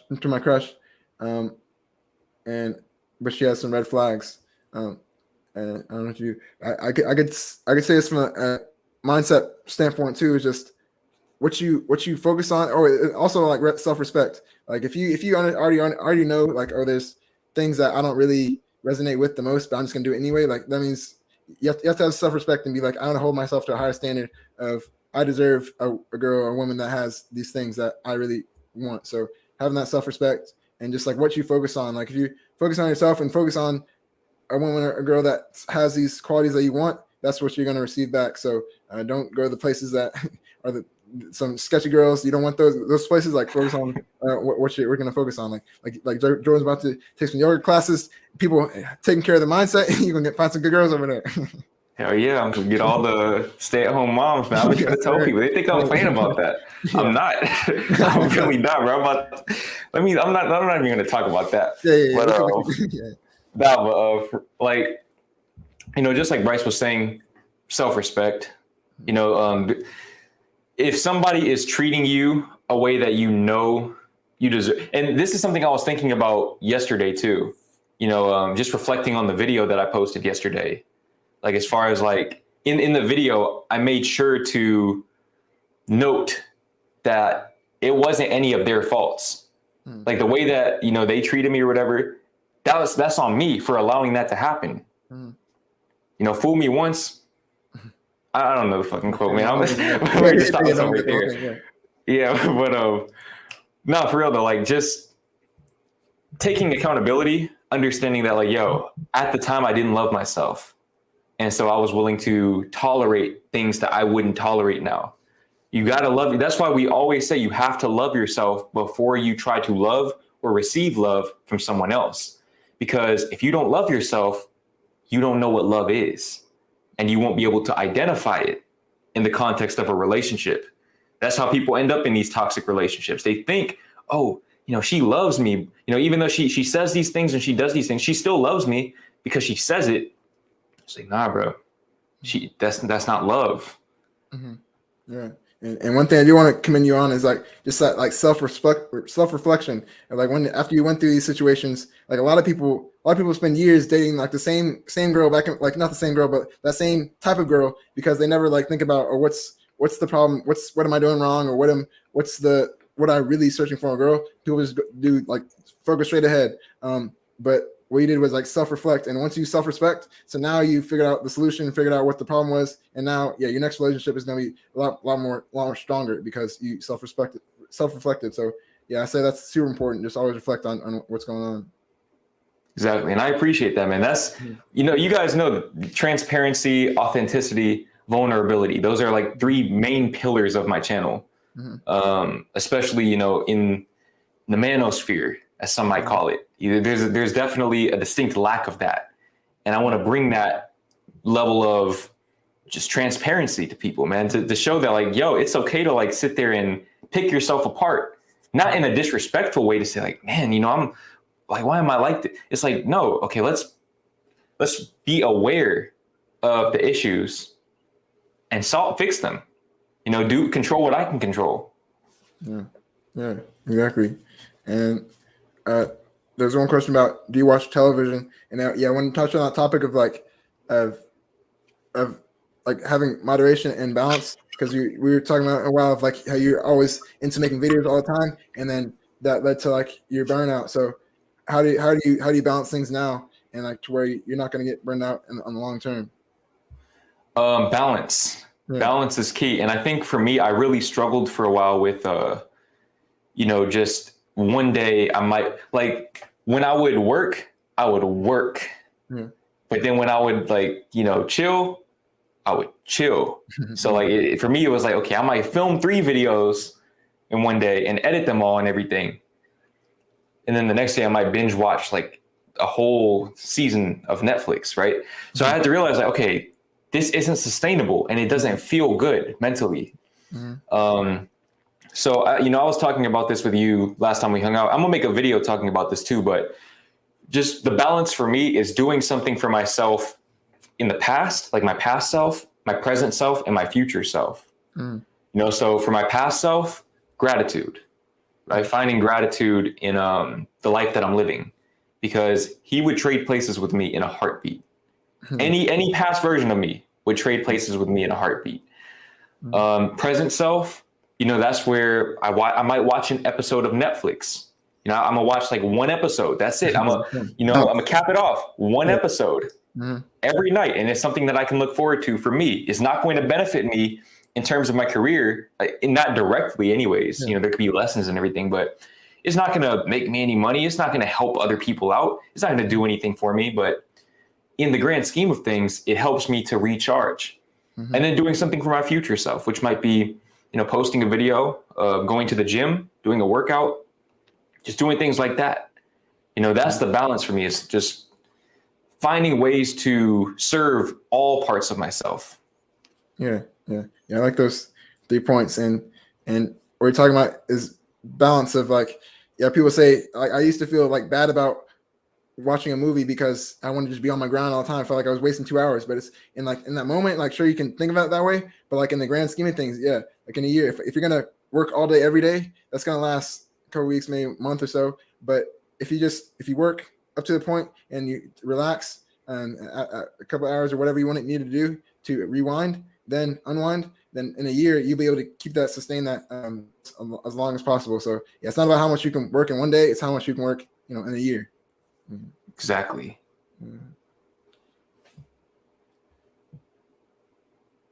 Well, I'll be right back. This water is getting to me. All right. Yes, sir. Say it again. I can't hear you. Yeah, all right. It's good. All right, so I'll hold down the stream. Let's see. It's talking about meditation. What should you try to think about or feel when meditating? Jordan's the pro on meditation, but what I do is just really be present, so you can breathe and focus on your breath. Like, there's meditation apps or videos you can do, and that's a really helpful way to get started into it. But really, just focus on your breath and just empty your mind. That's what I think is most powerful, emptying your mind, and so then you're refreshed when you stop meditating. Because some people just have thoughts running through their mind all day long, and there could be negative, they could be positive, but there's always these thoughts. But if you just calm yourself down and just empty your mind, you're going to be a lot stronger going forward. Said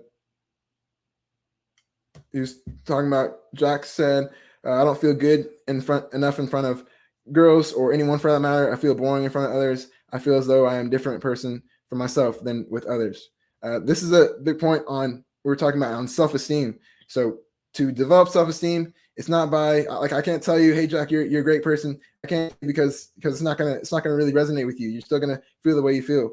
But the only way to really build self-esteem is through your action. So if you don't feel good enough in front of girls, then that means maybe you're not doing enough to make yourself good enough, make yourself at that standard. So you should try to work out, spend time on your body, work on that, build gifts, work on things, work on your skills, develop skills, and those are ways to develop your self-esteem to feel good enough in front of girls or in front of anybody.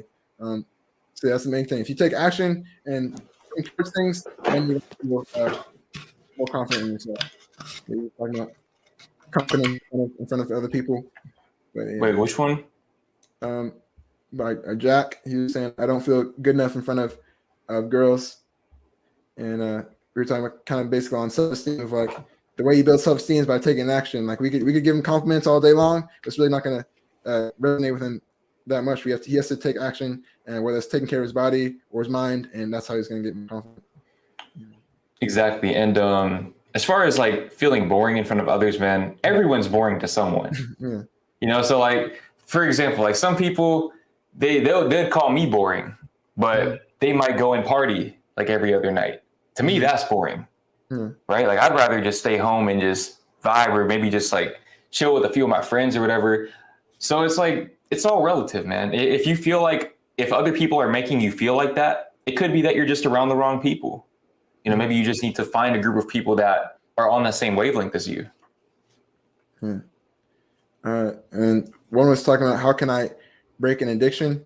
I think addiction is super important.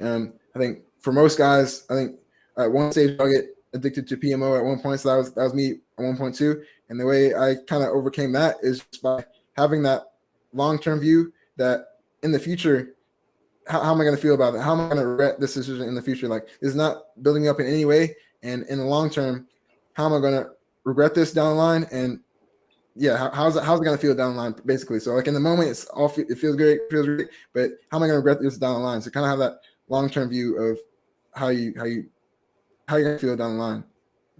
Yeah, you got to see the bigger picture, man. Even something as simple as, obviously PMO is a very big one for pretty much every guy at some point. But another one is food, right? Like eating junk food. Like it could be difficult to not do that, especially when you have all of those options readily available.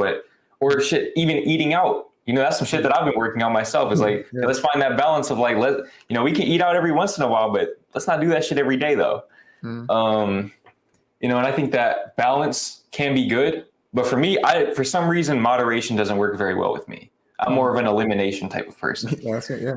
Yeah. So, self-awareness is very important in that regard. If you're somebody that works better on moderation, then stick with that. But, just generally speaking, like Bryce said, man, just have the long-term mindset. Think, how am I going to feel when I finish this? After I eat these 24 donuts, how am I going to feel? I'm going to feel like shit. So is it worth it? Is it worth it? Yeah. And just understand it'll get easier. Like if you do something hard, you're just developing that mental toughness. It's kind of like what the value of cold showers is like. It's the first time it's hard, and it is hard. It's still hard every day. It's hard, but once you just have that habit of like, oh, I can do this, and you get stronger and develop your mind, and like it's not a problem. Then like Jordan still he does it all the time. He's like, it's not a problem to do mental, cold showers. It's like that, and yeah, if you stop addiction one day, it just builds. Each day builds on itself, and you get stronger and stronger mentally. Exactly. I think the only one. Yeah, so it's been like couple years. You've been cold showers. I'm trying to think of the last time. I think I've been taking cold showers since March 2020. I think like around quarantine. But before that, I was taking cold showers before that, but I stopped for a little bit, and then my skin started to dry out. So around March 2020, that's really when I got on like my self-development kick. You know what I'm saying? That's when I started like working out and reading and doing all of these things, man. And cold showers were a part of that program, and they just stuck. Yeah, that's tough, man. I said I tried it for like a month or two, but yeah, just doing so I get the value of it, but doing it every day, man. I gotta enjoy the shower time. That's just everyone has different preferences. Yeah, exactly, and it's all like like for example, like with me, like I enjoy my late night time. And I had to realize that about myself. Like, okay, yeah, there's the discipline aspect of it, but there's also the aspect of like, this is something that really brings me a lot of joy. So it's like, I had to weigh the cost versus return on that. And I realized like, yeah, we need to find like a good sleep schedule. That's where I found that 2 to 10 sleep schedule where I'm like, okay, we can get morning time. We don't have to wake up at 3:00 in the afternoon. Well, we can also, be up at night and enjoy that time to myself. Yeah, for sure. I want to ask about planning. It says, how far advanced is it best to set a plan for a specific day? So what I do is, I do like to before the next day, like to write it down little bullet points in my notes app, just like what I want to do, accomplish that next day, or what do I have to do. But yeah, like Mike Tyson said, like, everyone has a plan to get punched in the mouth. So like you want to write down your plan and get little bullet points of what you want to get done, but just you do have to be a little bit spontaneous, be a little bit free flowing, and just understand it might not happen exactly how you want it, and just understand that's just I just got to just be free flowing. Yeah, that's something that I myself have struggled with for a while, especially doing YouTube full time. It's like I had so much freedom that I didn't even time freedom. Like it's great, but with great power comes great responsibility over your own life. So what I realized for me anyways is having a good morning routine is very important. Just like having certain things, when I wake up, like just have this specific routine that I stick to. And from there, once I finish that, it's like, okay, now we're just going to go off of like just flow, because certain things I don't want to force. Like I don't want to force a video. I want to let it happen when it naturally happens. Yeah. So just finding that balance that works for you. But I feel like morning is a great time to have structure. Yeah, morning routine is super powerful to say your day straight and night routine, just to you have some stability throughout the day. And then there's Eliud Kipchoge. He's like a marathoner. He had like a quote that's like, discipline is freedom. Because some people that's why like freedom is kind of dangerous in some ways, because if you just only focus on freedom, or if you only just value just doing whatever, like you're gonna say, oh, I feel like doing this today, and I feel like doing that today, and then now your life has no structure, and now you're just gonna go, I don't know where you're gonna go lead. But so that's why being disciplined is like, I have to do this morning routine every day. I have to do these things every day. That structure kind of builds you on the right path, and discipline actually is helpful. Hold on, I want to ask the chat a question. Do any of you guys play sports at any level? Yeah. Do any of you guys play like high school, you bowling, swimming, anything? Yeah. And take a guess if Jordan has ever played organized sport. I found that incredible. I still wasn't mine. I haven't, but yeah, just until y'all see that video, then you'll see exactly. You'll see I have a video on that coming out pretty soon. What about sports? Just not playing, or what? About why I quit. The title is "Why I Quit Little League Football After One Day," and that should give you a pretty good sense of why I never played sports again. Yeah. They had me all the way fucked up. The way fucked up. Yeah, I think responding to authority and just like teamwork. I think like those things you're gonna have to learn over time. It's like, man, I can't. No, not even that. It's just like the stuff that they had us doing out there. Just the workout. Yeah, it was inhumane. It was inhumane. We were 10 years. I'm not gonna get into it. That's what the video is for, man. But them people were not playing, bro. Yeah, they were not playing at all. They were trying to get to the league. But football especially. We got high school basketball, kickboxing. Play, I'm assuming soccer in Italy. Okay. Let's see. Jordan plays basketball, but his back is bad, so he's washed now. See, this is what we're not gonna do. First of all, I just got discharged from physical therapy. I'm about 90%. I'm about 90%. So I'm gonna remember that you said that. Yeah. I'm gonna remember, if you ever see me in real life, you gotta have a basketball on deck. Yeah, only one. One-on-one immediately. But I used to do track in college. I want to know if anybody has any like questions about just, maybe dealing with, here's something that I have for you. I'll ask the question for you or for anybody. How do you deal with performance anxiety in terms of, like before the game, getting nervous? Because that's something that even right now I deal with that. Like, granted, I don't play like sports at a high level, but it can just be like a quick pickup game. And I'm like, damn, like, I'm overthinking little things. Yeah. For one, is you're talking about how like anxiety is just living in the future. Like you're trying to, you're worried about some certain outcome that you expect to happen. And that's what's kind of giving you anxiety.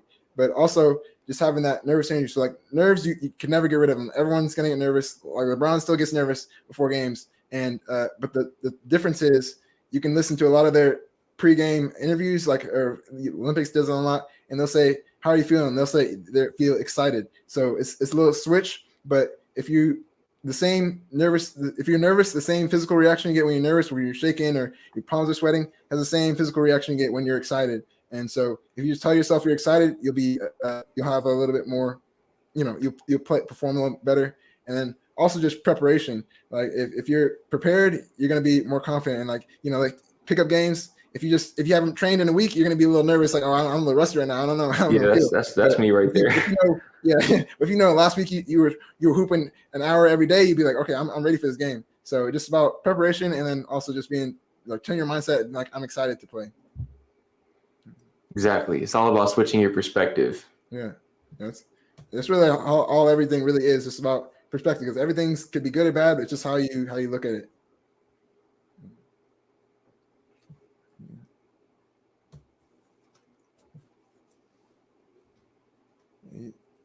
One guy said roof hockey with rollerblades. I don't know where he's from, but yeah, we don't do that in Texas, bro. That's crazy, bro. That man must live in where does he live at? I don't even know. That man lives in South Dakota. Yeah. That's some South Dakota texture right there, bro. Got roofs for days over there. For real. They said, bro said we need a Jordan Green 100K special at 1v1 basketball. 1v1. Man, I don't know about that, bro. I do not know about that. you do a Devontae Freaker. You just go to the park and say, call people out 1v1. Hey, I'm gonna pull up on him. Pull up on him. 1v1. Yeah.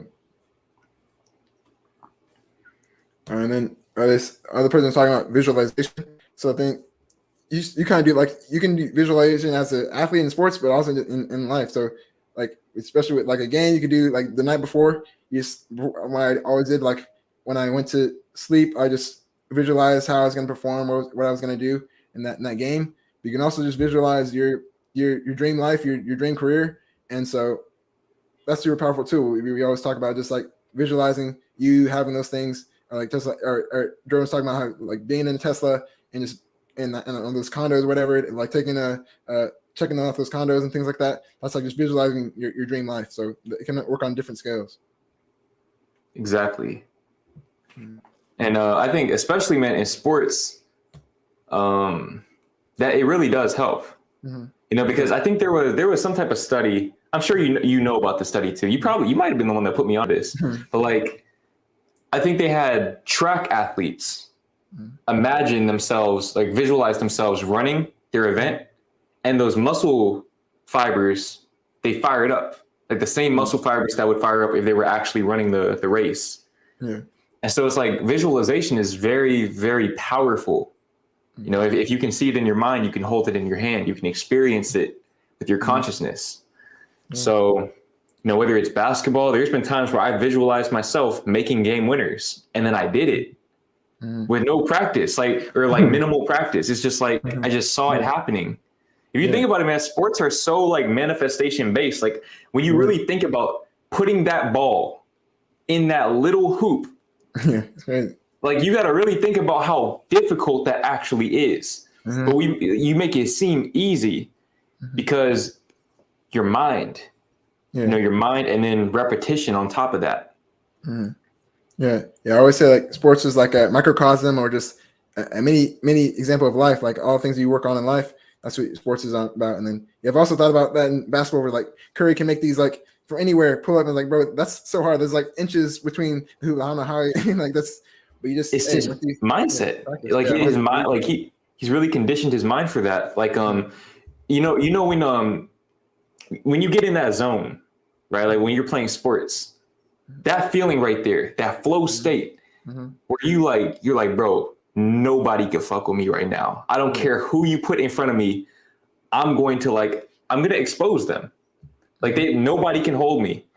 That's like a prime example of, you know, just reaching that, like I said, that flow state in terms of manifestation. I know you've made videos about this with Kobe in particular, but just like having that level of focus, like your mind is focused, but your body is relaxed at the same time. Like that's like a very powerful place to be, where you're just like in that, you know, you're just manifesting at that point. Like I'm talking about, you know, those times where you're like, when we've played horse before, and we'll just go off and just make like 4 shots in a row. And it's like, how are you doing that? It's just, it's here. It's here. And first say is like, it's a thing, it's a combination of a couple of things. Like one, like the preparation, like if you do have confidence in your sport, you will get a little better at that. And also just, being completely in the present. Like, and Kobe has the situation where he's draining shots. He's not worrying about my next shot. When am I going to score a 3 in the next half, whatever. He's thinking whenever he gets the ball, it's like confidence and then just living completely in the moment. And then, so it's combining two things. And like you said, you just gotta be relaxed. Like if you're too tense and worried about what's going on, you're not going to perform well. Just relax yourself and be in the moment. Exactly. Especially in combat sports, because if you go into a combat sport and you're like, you know, too like tensed up, like, bro, your career might be over. Like doing something like that. Like you have to come in, and that's why I have the utmost respect for anybody in any combat sport. Because like you're preparing for months, you know what I'm saying, doing all of this promotion and stuff, and it's like you have to fight somebody, but you have to put your emotions to the side at the same time. You know, like and it's very difficult. It's very difficult to do that. I was talking about I was talking self-control, and that's another 100K special. We get in the boxing ring. I was talking about self-control, and like, the only way you can really perform your best is if you can control your emotions. So like, with people saying mean stuff to you, or if you're getting too excited, you can't get too angry or too excited. You have to be even keeled the whole time. Like you can watch videos of Kobe when he's draining shots. He's calm. He's not excited that I'm scoring all these shots. It's just, he's calm. And if you just control your emotions, then that's how your performance comes out too. Exactly.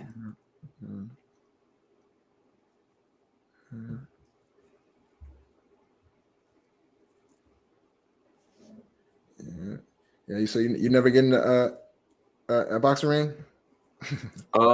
Man, I don't know, man. Like I said, man, this is the money maker. We can't be maybe all body shots or something, but just body shots. Maybe just body shots. One person says, dealing with self-control, says how to deal with anger when doing bad in sports. And so I think about a big thing is breathing. Like I think Kobe again even talked about it. He's talking about Phil Jackson. He had them like meditate and breathe, and like in practice, while like instead of doing shots and stuff, they take a little section to like meditate and breathe.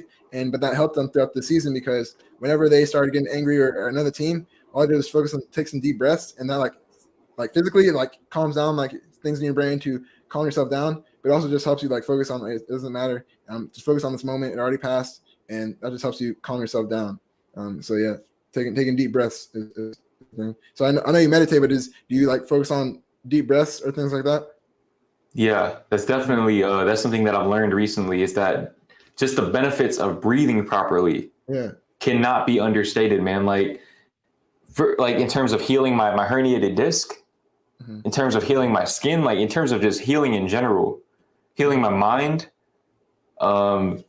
just like consciously taking time to like take 10 deep breaths, you know, at any given time throughout the day, it makes a world of difference in every aspect.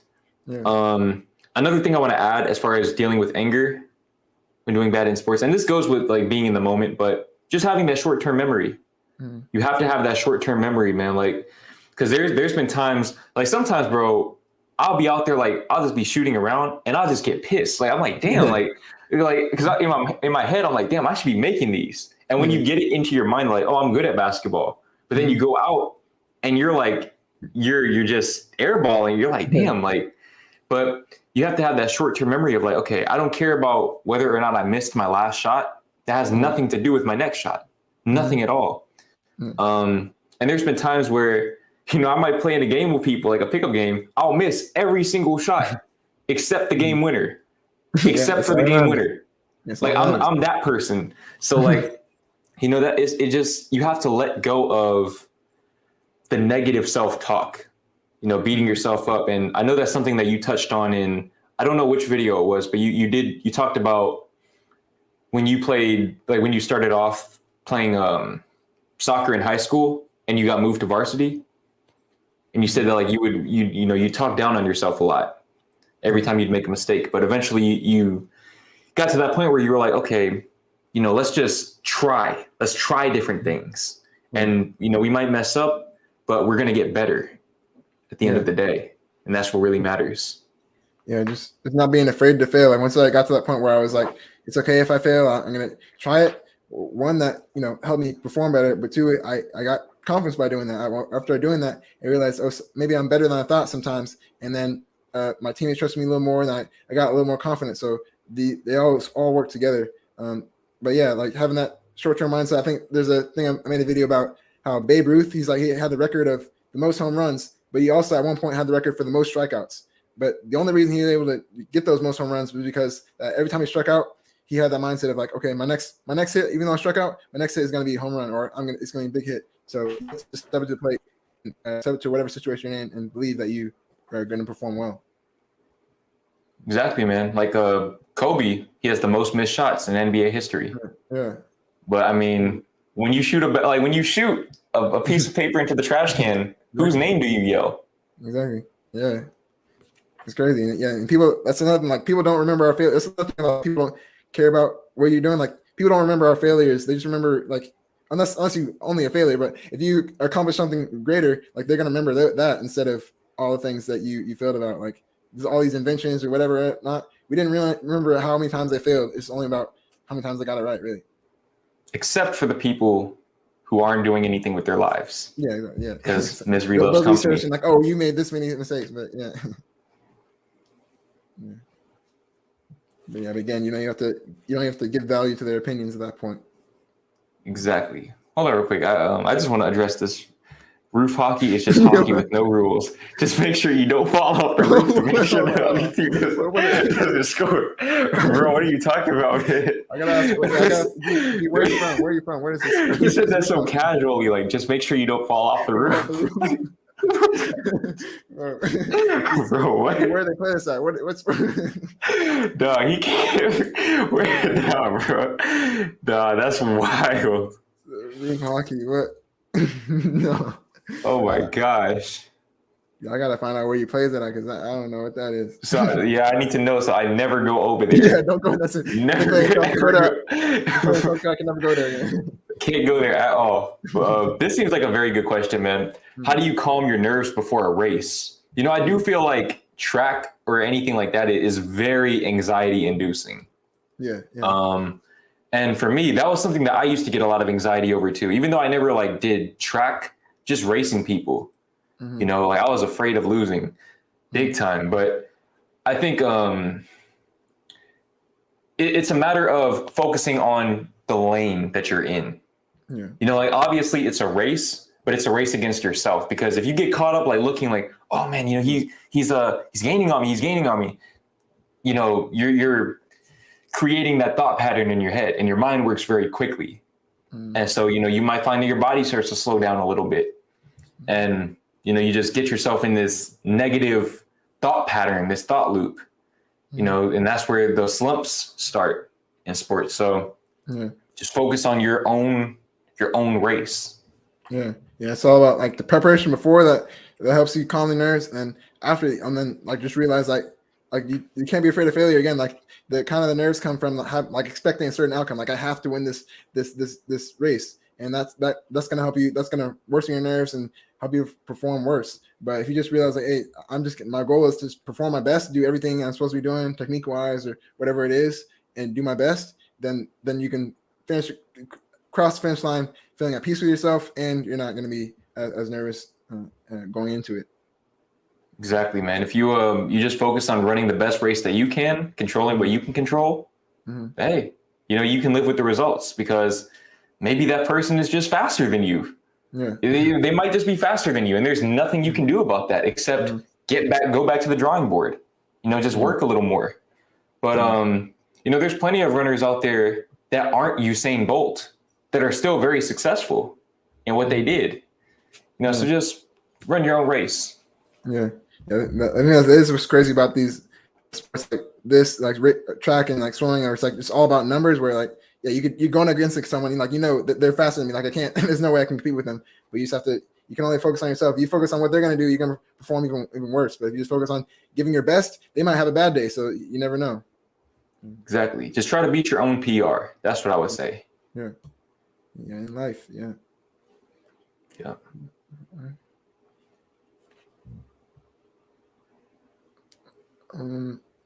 Yeah, talking about how to stop being a perfectionist. Yeah, we touched on this a little bit, but yeah, I just say you need to be the greatest version of yourself, and not really like can't get too caught up in details of what it is, but just aim to be the best version of yourself, and it'll all come together.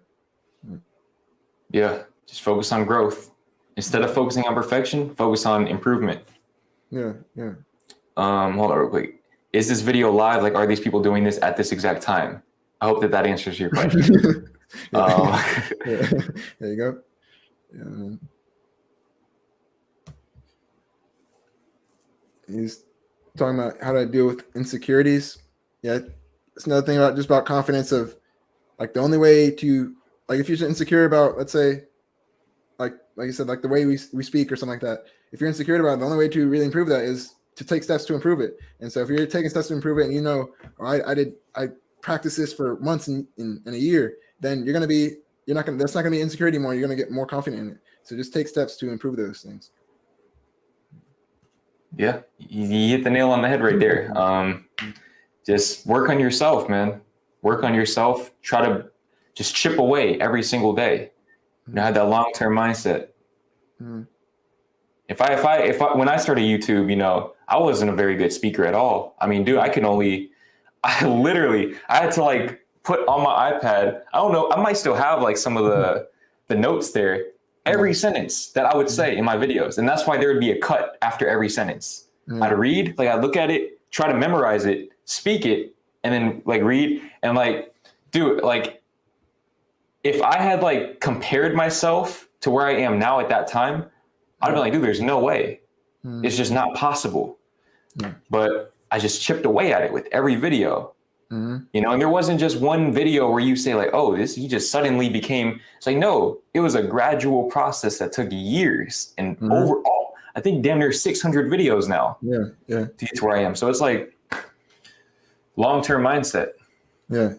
If people want like quick fixes, but yeah, you just said to yourself, like 600 videos a year, like it's not a quick fix. Just if you do it all the time, you'll get better at it. But you just have to do it all the time. Exactly.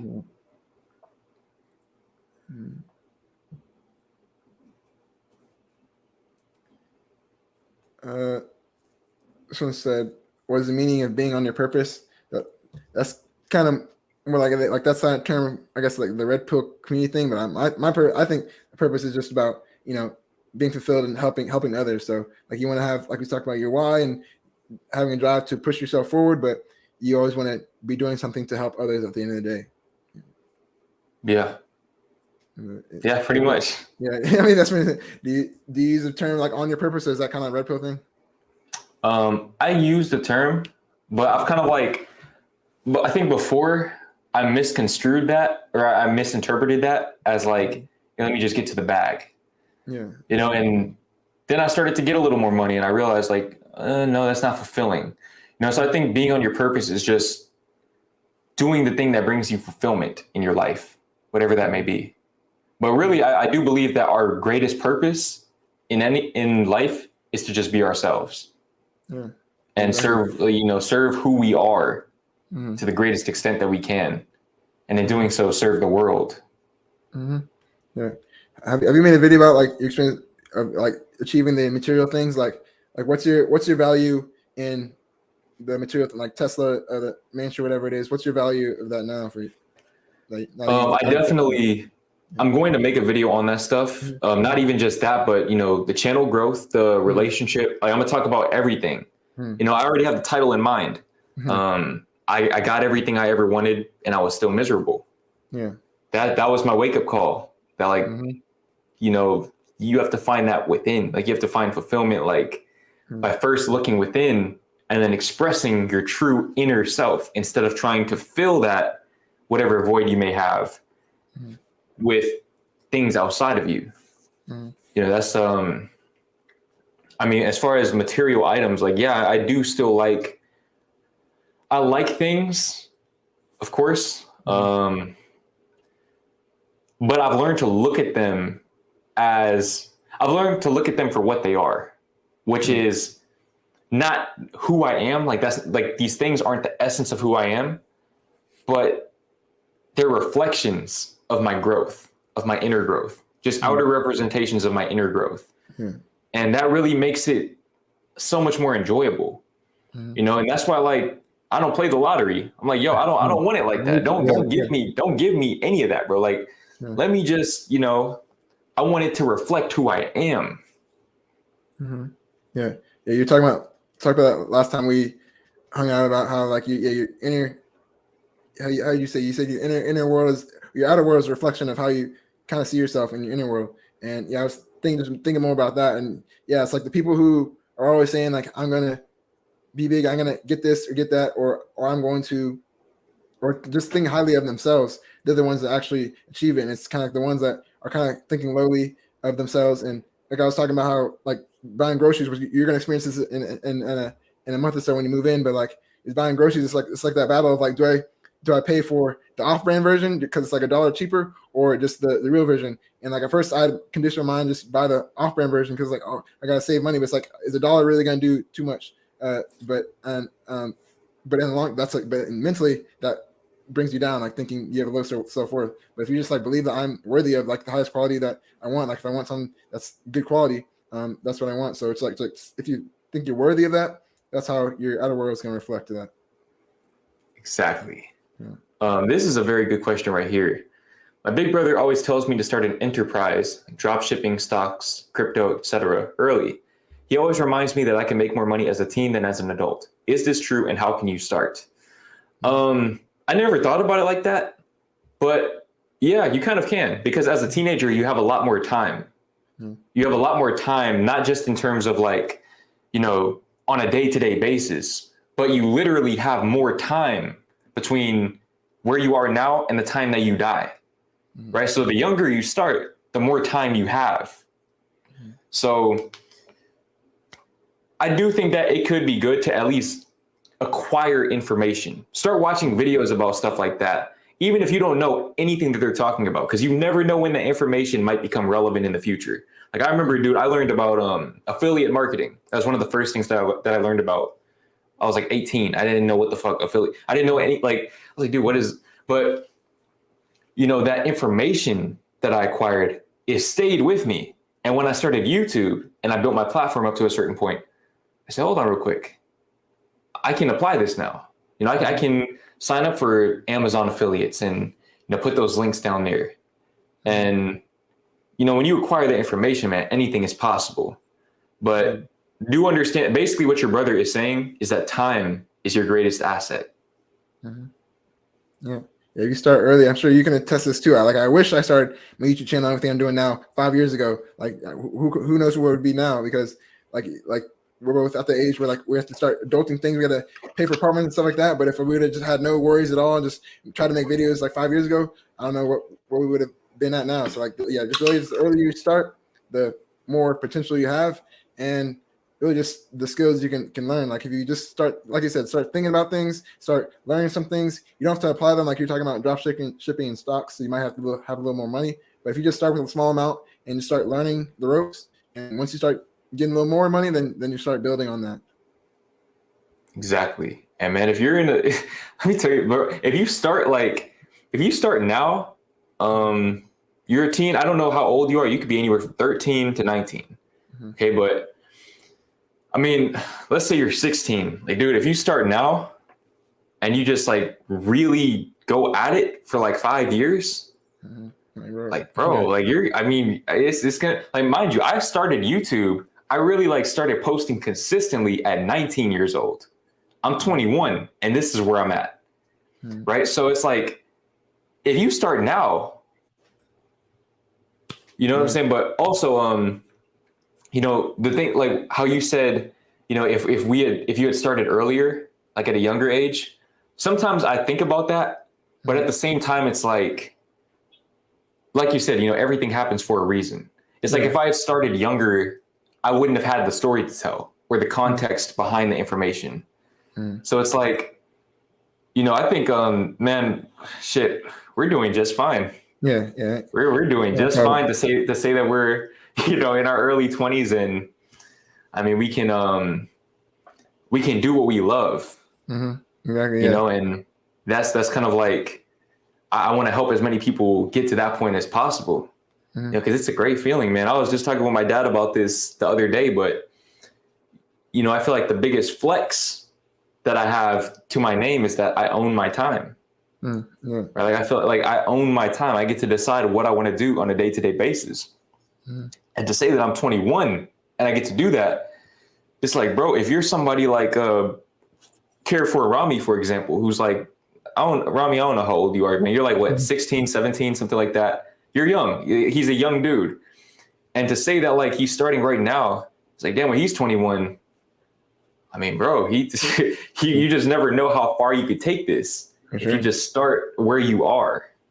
Yeah, definitely. Like, starting early is powerful, but like you said, everything does happen for a reason. So I mean, we wouldn't have the gains we spend now 5 years ago, but yeah, just if you do have if you think about it now, it's definitely a smart thing to start early.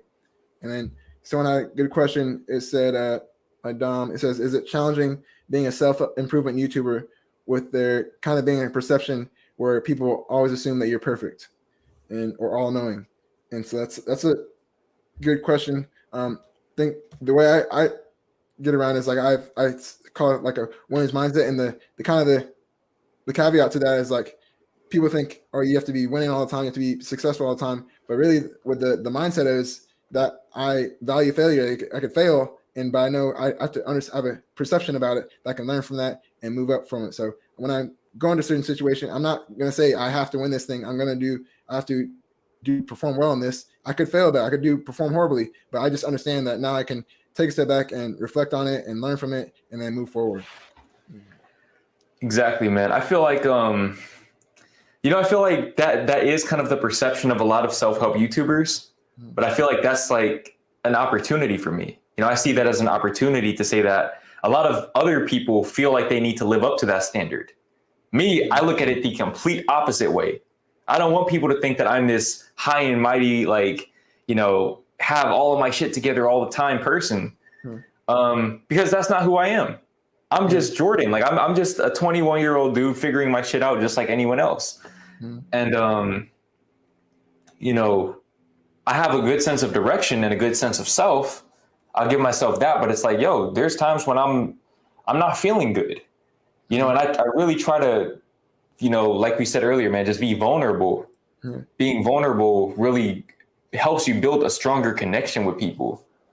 So I kind of like use it in the opposite way that it's intended. Just generally speaking in life, I like to go against the grain because I feel like you always like, you're going to find new secrets. It's like in life, bro, there's all these like Easter eggs and shit. Like when you really start to like just try different things out, go on your own path, like, hold on, why has nobody ever like gone this way before? Yeah. And yeah, vulnerability is huge. Like I think like for you, especially like your vulnerability is your superpower. Like that's what makes you stand out. And like, especially since you're showing your life, like if you're going through a tough time and you decide to just make a video about it, even though people think that you got it all together, you're helping people that are going through that tough time. So like just being vulnerable, you can help people. That's nobody has it all figured out. Exactly, man. And there's always that one person, man, that Like, yo, I needed this video. Yeah. Like, I resonated with everything that you said in this video. Mm-hmm. And that's just like, it's like, obviously I don't want other people to feel like bad, but we all want to feel understood. And so it's like, if I can give them that feeling and also give myself that feeling, because it goes both ways, you know, that's the most fulfilling thing ever to me. Yeah, man. For sure, man. Careful, Ronnie was talking, correcting his age. He said he's 17 and just say he started 8 months ago. But yeah, This man Rami, like, and that's, I don't know if he really understands the, like, having 2,000, like 2,500 subs in 8 months. Like, are you, bro? It took me 13 months to get my first 1,000 subscribers. And those were like 13 hard months, bro. Yeah. Working at this job, man. Kendrick will tell you this shit, man, because he was there. He had that front row view to see the type of shit that I was like, coming to work on. Oh my God, bro, coming to work off like a couple hours of sleep and just all this extra bullshit, doing these public interviews and stuff. Like, yo, man, that just goes to show that everyone has their own journey with this YouTube stuff. Yeah, you know, and YouTube is so like, you really just have to stay in your own lane, you know, because the number of subscribers that you have isn't always, it's typically not a reflection of the quality or impact of the content that you provide. Yeah. That's where it's like, you know, you have to be persistent. And it's like, you know, so many people, they'll willingly give 4 years, even 5 years or more, tens of thousands of dollars to go to college, to go and get a job. But it's like, they won't put in more than like a month on YouTube. Yeah. They'll post like a few videos. And it's like, bro, if you put in that same level of effort, you don't even have to invest. I've probably put down like $6,000 on my channel so far of just equipment, of software, all of that, right? There's people that have 1 million subscribers with just their phone. Yeah. So it's like, bro, if you just put in that same level of effort and dedication, the only reason why you're not doing it is because you don't see the vision. You don't think that you're capable of doing that. But it's like, anybody can do this. Yeah. Anybody can do this as long as you apply your attention and your energy in the right direction and you stay true to yourself. It's like YouTube, there's enough spots for everyone. Anyone who wants this lifestyle, it's waiting for you. Your audience is waiting for you. You just got to find them or let them find you. Yeah. Yeah. That's why just being yourself, like everybody can be themselves and build a fan base on that. And that's what I wanted to start earlier and just have that mindset of that, because the reason I didn't start earlier, because I was worried about what people might think of me or what I might say. But like, yeah, if you spend that same time and energy of doing school and into this and building your own brand and building a whole thing and business through that, like, right, yeah, the sky's the limit with that instead of just doing what everyone else is doing. Exactly.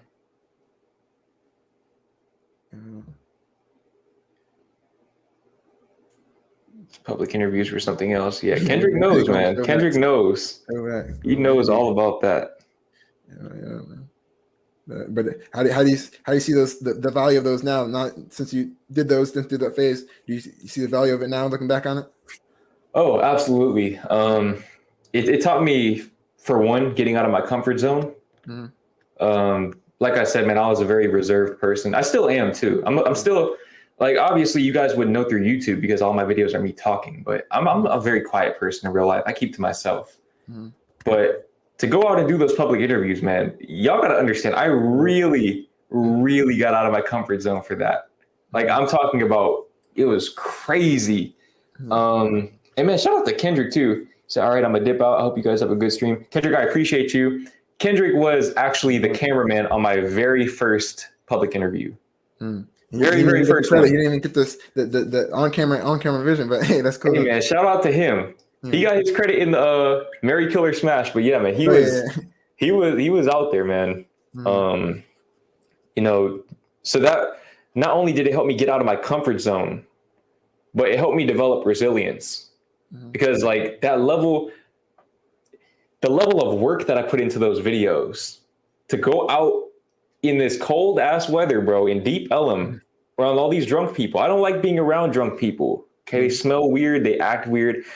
Interviewing these people, editing these videos, while still working at my job, like that shit, and then doing all of that to get like 200 views, 100 views, like that was like, and not making any money off of it. I'm sure people thought I was like, bro, this man is crazy. Like he's just, but it's like I was crazy, but I just wanted it that bad, and fortunately for me, there was an even greater vision out there that I didn't see yet, that I wasn't equipped to fulfill just yet, but that was part of that process to help me get there. Yeah, and it's that mindset of like, yeah, people see you when they saw your videos at that time, they might have thought you're crazy, or like embarrassed, like why would you do that? But then now looking at you now, like it's just they don't remember those people aren't gonna remember that now. Then now they're gonna remember where you're at now. So that's the mindset. But I was curious, like how'd you get it? How'd you like, since like you quiet and didn't want to do that? How'd you like get into doing public interviews? Like have that idea of like I'm gonna go out there and start interviewing random people? I just saw people blowing up doing it. Like at the time, that's all I really cared about. I just wanted to blow my channel up because I think I had like 300 subs, 200 or 300 subs when I did my first public interview, and I knew it'd be a nice change of pace. I kind of like chilled out on the vlogs at that point, but I think what it really was. It was I did Tinder videos. I started off doing those Tinder videos, and from those videos, I started to realize, like, wait a minute, girls actually think I'm attractive. I didn't know that. Nobody, like, because girls, they didn't just come up to me and tell me like, hey, you're good. It's just like, but when I started to, talk to them and interact with them, I'm like, damn, I'm getting a lot of matches now. Like, something's a little different. So maybe I should like go out and see, so maybe I should go out and see. Maybe I'm just like very photogenic, but I don't look good in real life. I don't know. So that's why the first one was a rate me 1 to 10. Because I wanted to see, like, do girls actually think that I'm a good looking person?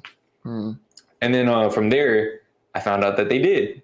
I got in my ego. I said, yo, let's do more public interviews. Like, I'm gonna keep doing. And on top of that is good content. People found it funny. It like helped me elevate my editing skills and everything. So I was like, yo, like, let's see where we could take this. At the time, like I said, man, that was like the big trend, like a Smooth Geo. For those of you who know him, DDG was doing public interviews too. That was just like the wave at the time.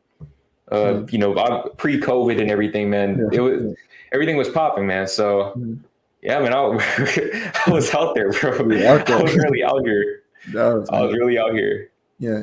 Okay. So I get like it was a combination of different things, like, but came together. But yeah, it seems like ultimately like it helped you, like, get a speaker, get a comfort zone, start editing different stuff, like.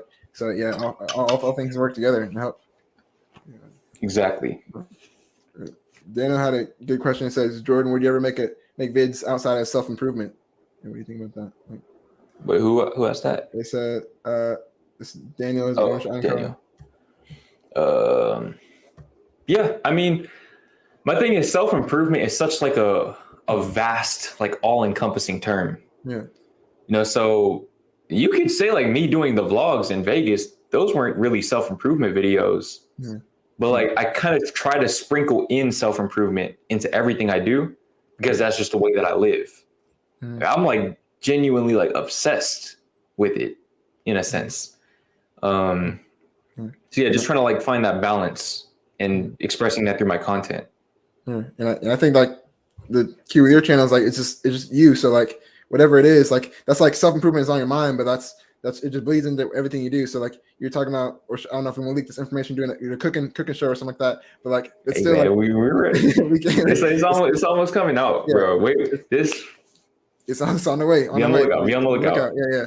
But it's like, but that could be technically like self-improvement because you're improving yourself in that area. But like, so it bleeds into everything you do if that's something you're passionate about, because it's just you. Exactly. Yeah.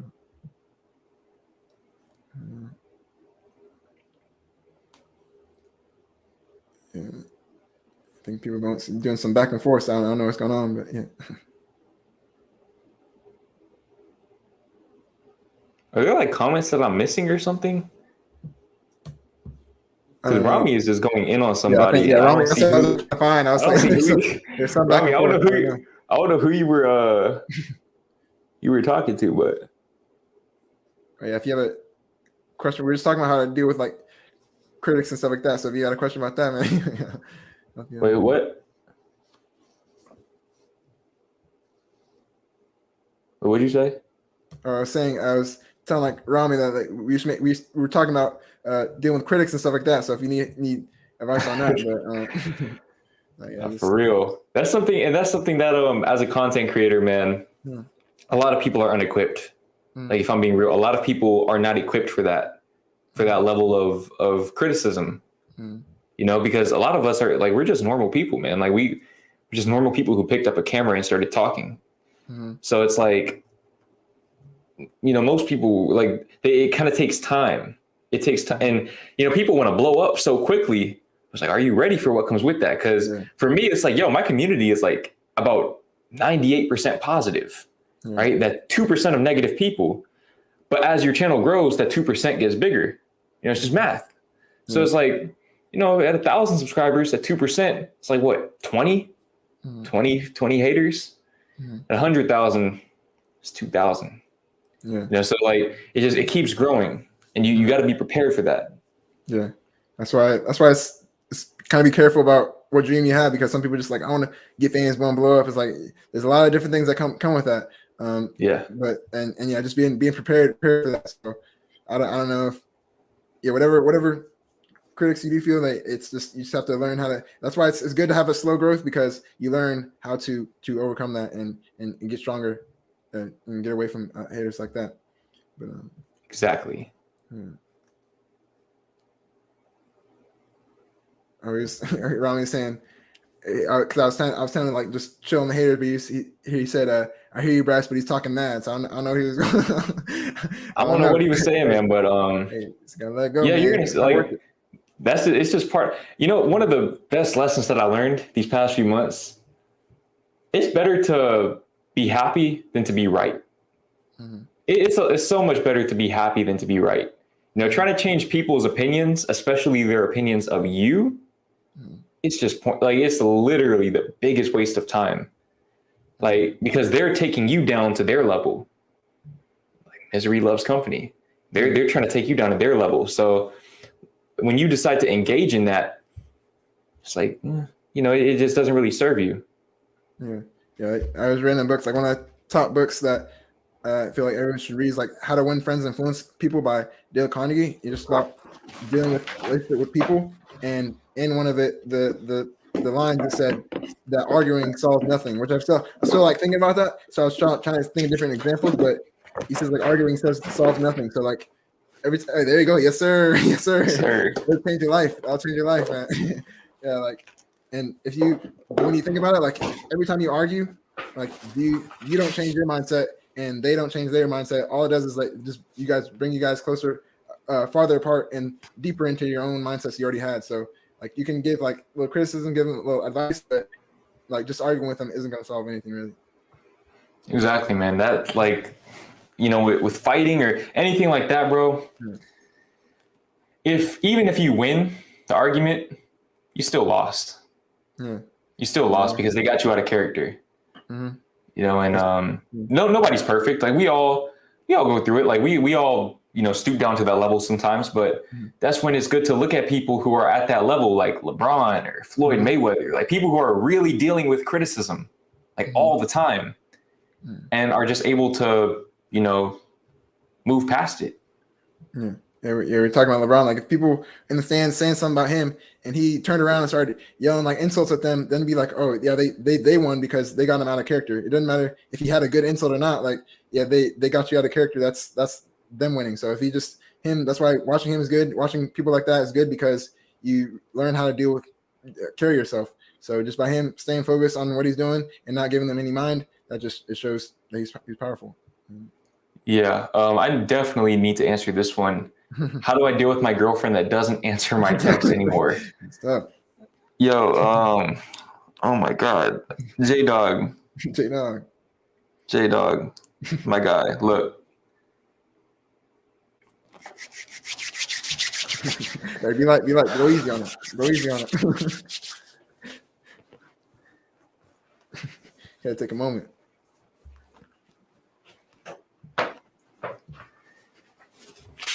I'm gonna let you answer this one. I don't have anything to say. I mean, I don't even know how to say it in a light way, but just what we were talking about before. 2 words: that's self-respect. That's all. And that's all we gotta say, really. That's all I gotta say. Have some self-respect. I mean, unless you want to go. Yeah. You are single. You're single. You're not in a relationship. You don't have a girlfriend. Okay, you're single. And I hate to be the one to break it to you like that, but you're single.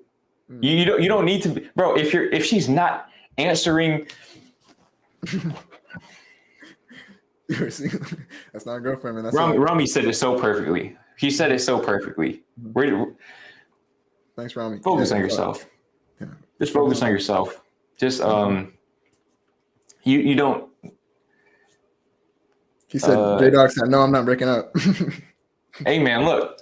You don't have to break up. She already broke up. Let me chill. Let me chill. Be like, Look, man. Look, I'm trying to keep it real with you, bro. Yeah. I'm trying to deliver this information to you in the best way possible. Yeah, it's going to be more pain down the line, so just helping you now. Yeah. Yo, that relationship is over. Bro, if she's not texting you back, that means one of a few things. Okay, either you're single. No, that's pretty much it, dude. Like,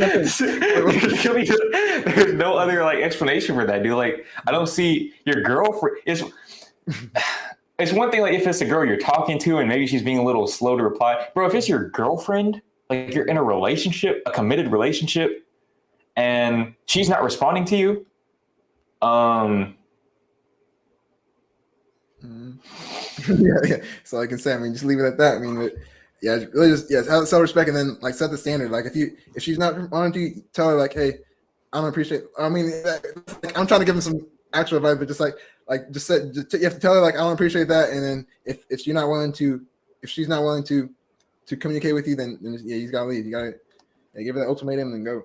But, yeah. I mean, I just feel like at a certain point, how long are we talking? Like, has she, because I don't know, like maybe she just hasn't texted him back in like a few hours or something. Like, but if you're like, if it's been a few days, bro, and she hasn't texted you back,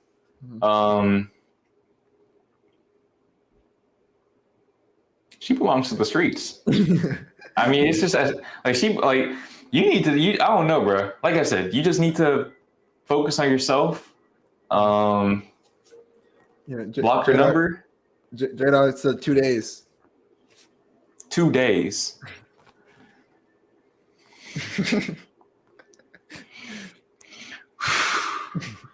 Hey, we gotta uplift our young kings.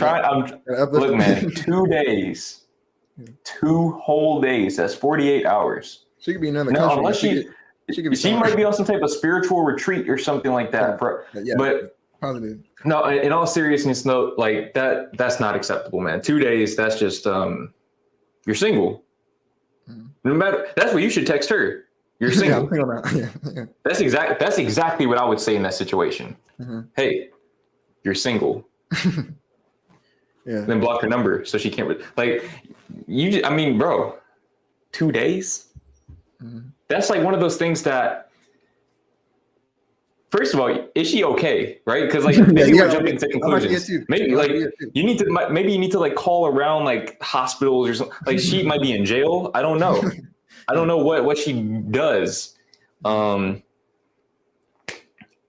yo, man, that's like I said, that's just unacceptable. That's unacceptable. You have to have more self-respect than that. Yeah. You have to. Yeah. And believe me, I've been, bro. I've put up with some bullshit before, bro. I'm talking about I've put up with simps, like girls just flaking on me, like back to back to back. Like, bro, I've been through all of that. And if I could go back and talk to that version of me, 19-year-old Jordan, I would tell him the same thing. Like, yo, you can't tolerate that. Like, you can't, because we accept the love that we think we deserve. So if you're willing to accept that from her, that shows a lot about how you view yourself. Okay, you're a king. You are a king. You are built different. Yeah. You're not watching the stream for no reason. Okay, you're built different. You're a different breed. And kings don't get with those types of girls. They don't get with girls that treat them like peasants. You know, king needs a queen. As cliche as it sounds, a king needs a queen. So Yeah, you spin that game, but then he just said that that she was in the hospital, which I don't know if he's just saying that because he wants to cover up his tracks, or if even that's factual. If she was lying, I don't know who's lying, but look, man, at this point, yeah. Okay, like see that's she said that's information that you should give to us initially, right? Like you shouldn't just wait to give us that. Now, I don't know, like there's too many missing parts. There's too much missing information. Of stories that's coming in. Yeah, I can't comment on that now. I can't comment on it. Yeah. But if you do happen to see her, tell her that Jordan wishes her a quick recovery. Yeah, we're praying for it. Yeah, man. So.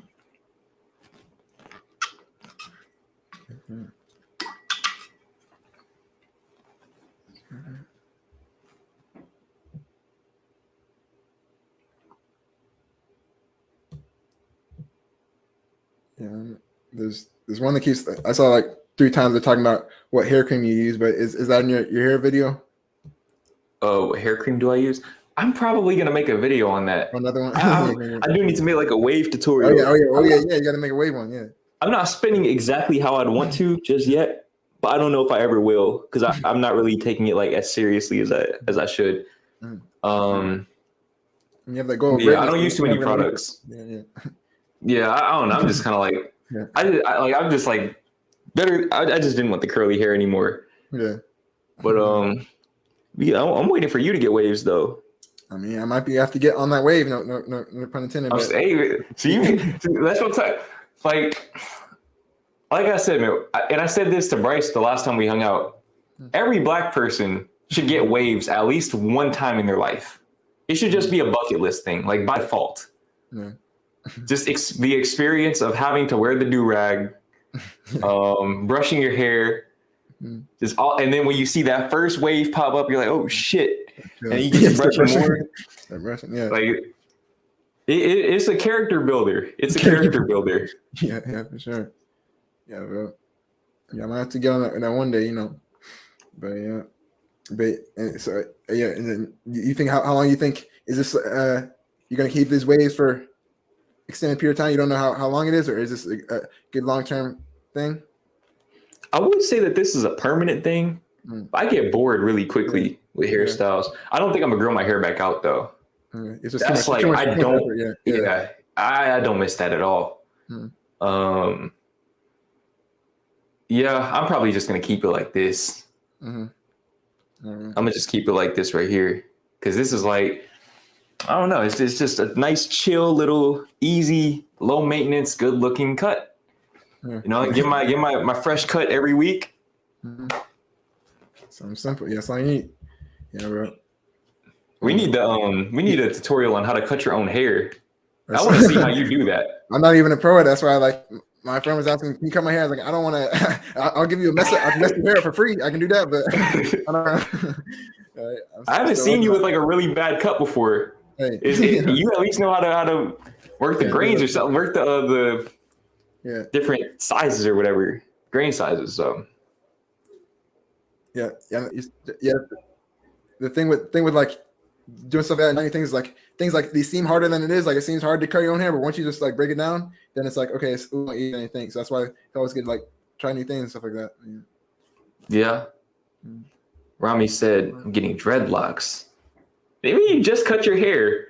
Yeah. Oh yeah. His hair to go and get dreadlocks. That's what's up though. I heard dreadlocks are a lot of maintenance. So for me, that's probably like the one hairstyle that I just couldn't do. But definitely like a lot of spiritual people are on that dreadlock journey. So that's what's up, man. Yeah, just valuing in time and just least effort possible, whatever it is. Like even like the way we dress, like just least effort possible. Like that's the goal for us. Oh my God, hold on real quick, man.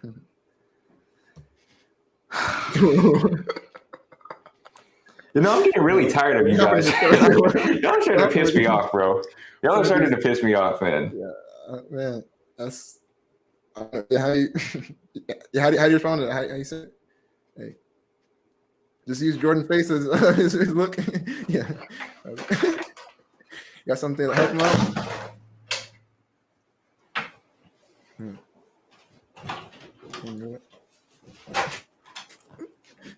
Can go light on it. Don't go too much.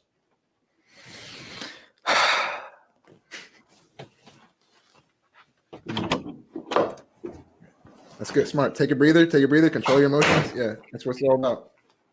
I'm trying, Bryce. I'm trying. Trying my best. Mm-hmm. All right. Next question. But hey, he's struggling. You don't need. If he still needs help, then he's too far gone. You know? Yeah, I mean, my guy, you just. Next question.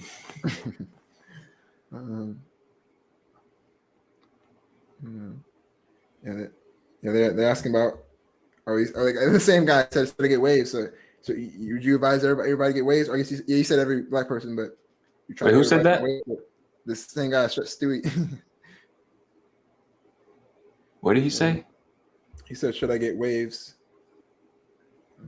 Yeah, like I said, man, every black person should get waves at least one time in their life, at least once, just to do it.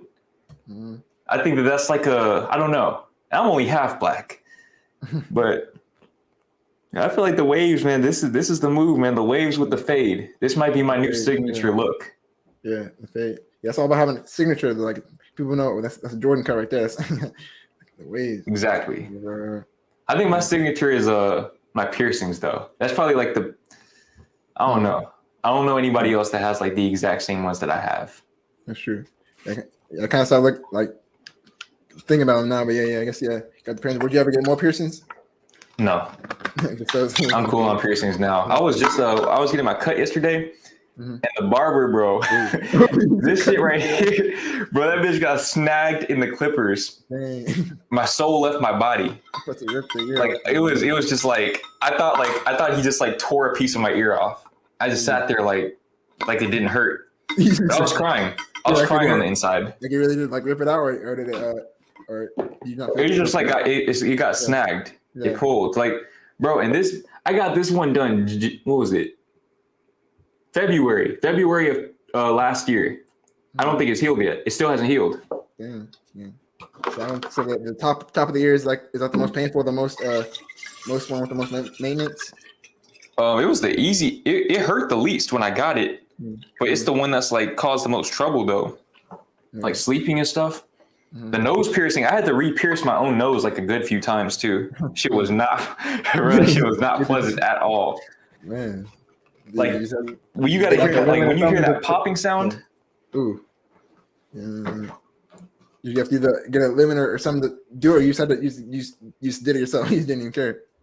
It's just like I think I used my earring to do it. Like I woke up and my whatchamacallit, my nose ring was like out. It was like on my pillow. I was like, fuck. I tried to put it back in. It wouldn't go in. Oh, dang. I was like, oh my God.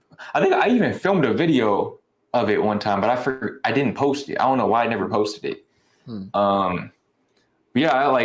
It wouldn't go through. I was like, oh shit, I gotta like push a little harder. Then I got my earring and I just pushed it. And I heard like this little like a little like pop sound. I was like, oh shit, and like it started bleeding. I was like, bro, this shit is like this shit sucks, man. I'm cool on piercings now, man. I'm on the tattoo wave. Tattoo wave. I've been I'm thinking on the about tattoo wave now. Yeah, I would be down to get a tattoo. I just think like, I think I told you like it has to be like some big situation that for me to get a tattoo, right? I'd be down for it. But I'm just too, like I said, I'm kind of indecisive. I want to make sure like this is the tattoo for me before I get it. Man. Yeah, that's why I got what I got. I got my birthday because that's one thing that will never change. I wouldn't even get my name tattooed because I'm going to change my name one day. Yeah. But my birthday is always going to stay the same no matter what. That's right. That's the only thing. So You got a new tattoo in mind, or you just trying to chill until you get the inspiration? I know exactly what I'm gonna get, and I know where I'm gonna get it. I mean, it's gonna be on my chest. You guys will see it though whenever I do eventually get it. I'll vlog it for sure Mm-hmm. because it's a very meaningful tattoo that's like relevant to my message. Yeah, nice.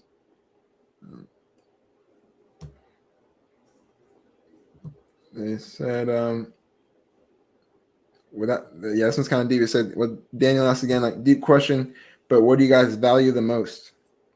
I kind of got to think about that one, but Daniel. I think like me and Jordan both had like the same similar mission statement where it's like we're trying to be the best version of ourselves, and that like that sums up it there. As far as like value, like things like so that all comes into play. Like my goal is like to be the person I was like meant to be. We're talking about like destiny or law of attraction, but like I feel like there's something that you're like meant to be, and like just living up to that. So whatever comes with that, whatever mansion or car I'm supposed to have, that comes up with that, or whatever relationships I'm supposed to form. I'm just trying to follow that path of like really following your intuition, having faith, and if you go on that path, then the things will come that you're supposed to have. I agree with that. I think for me, it just goes back to growth and freedom. Mm-hmm. Like those are two things that those are like the two primary components of happiness in my life. Like being free and just grow. And that's kind of like, I talk about creating and inspiring. Like that's kind of my purpose, I feel like deep down. But freedom and growth are like the foundation for creation and inspiration. Because I want to have the freedom to create, and I want to allow my growth to inspire people. Yeah. And growth, obviously, that presents itself in many different ways. Just me as a person, the way that I carry myself, my body, my bank account, my subscriber count. Like, there's a lot of different like surface level things, but there's also that level of growth that only I can experience for myself. Yeah. And that's like, I always look for that. Yeah, that's a good way to put it. And Chad asked like, how long is your current no-fact streak? And like, do you think you should? And I kind of like asking you like, do you think you should count the days, or what do you think about that? Regarding that question. Who asked it? Yeah, Chad. It was like right below the Daniel one, but yeah, my kind of view on it is just like, yeah, you have that goal you want to do, and like initially, like the days might be give you more confidence because like I went a week without it. Like for some people, like that's a big deal. So counting those days initially is probably helpful to some people if you can do that. But then once you get past a certain point, like maybe it depends on each person. Once you get past a certain point, 1 to 2, then just kind of you don't want to count the days because you don't want to just have that on your mind that I like that cycle of like this. I'm trying to get away from something. Yeah, I agree. I think that counting your days, it's beneficial at the start, but you're gonna reach a certain point where it's like, damn, I'm on day 675. Like it's like, bro, I think you're good. You're probably good at that point. Yeah, exactly. Yeah. But count your days until you stop. That's what I would tell people. Count your days until you just naturally stop counting. And once that happens, then you don't eat. Like for me, I keep track of how many months I'm on just for the sake of videos. Like I know that what's today? Today's like the 6th? 6th, yeah. The 10th is 8 months for me on NoFap, right? So I'm gonna probably make another NoFap video in the near future. But I just keep track of it in terms of like months. But even then I have to like backtrack. I have to like retrace like March, April, May, June. Like I don't just think about it all the time. Careful, I don't know what Careful was talking about scamming washing machine. Do you know what's first going on of with all, that? look, let me just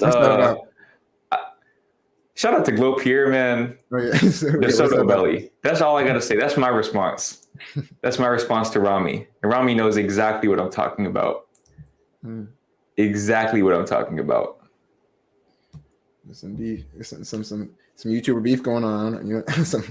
Some beef going on. For real. Let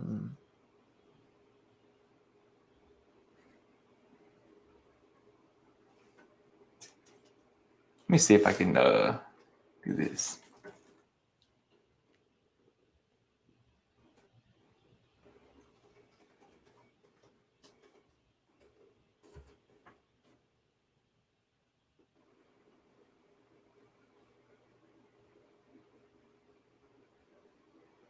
Put that out.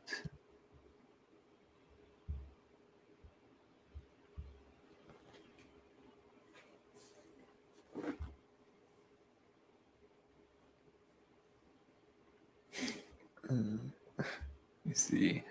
Yes, and this person was saying Stewie was talking about just speaking of NoFap, accountability partners, and that's powerful too. If you have a friend or something, you can say, hey, if I give into it, just I'll tell you and let you know, and then so that's a powerful thing too.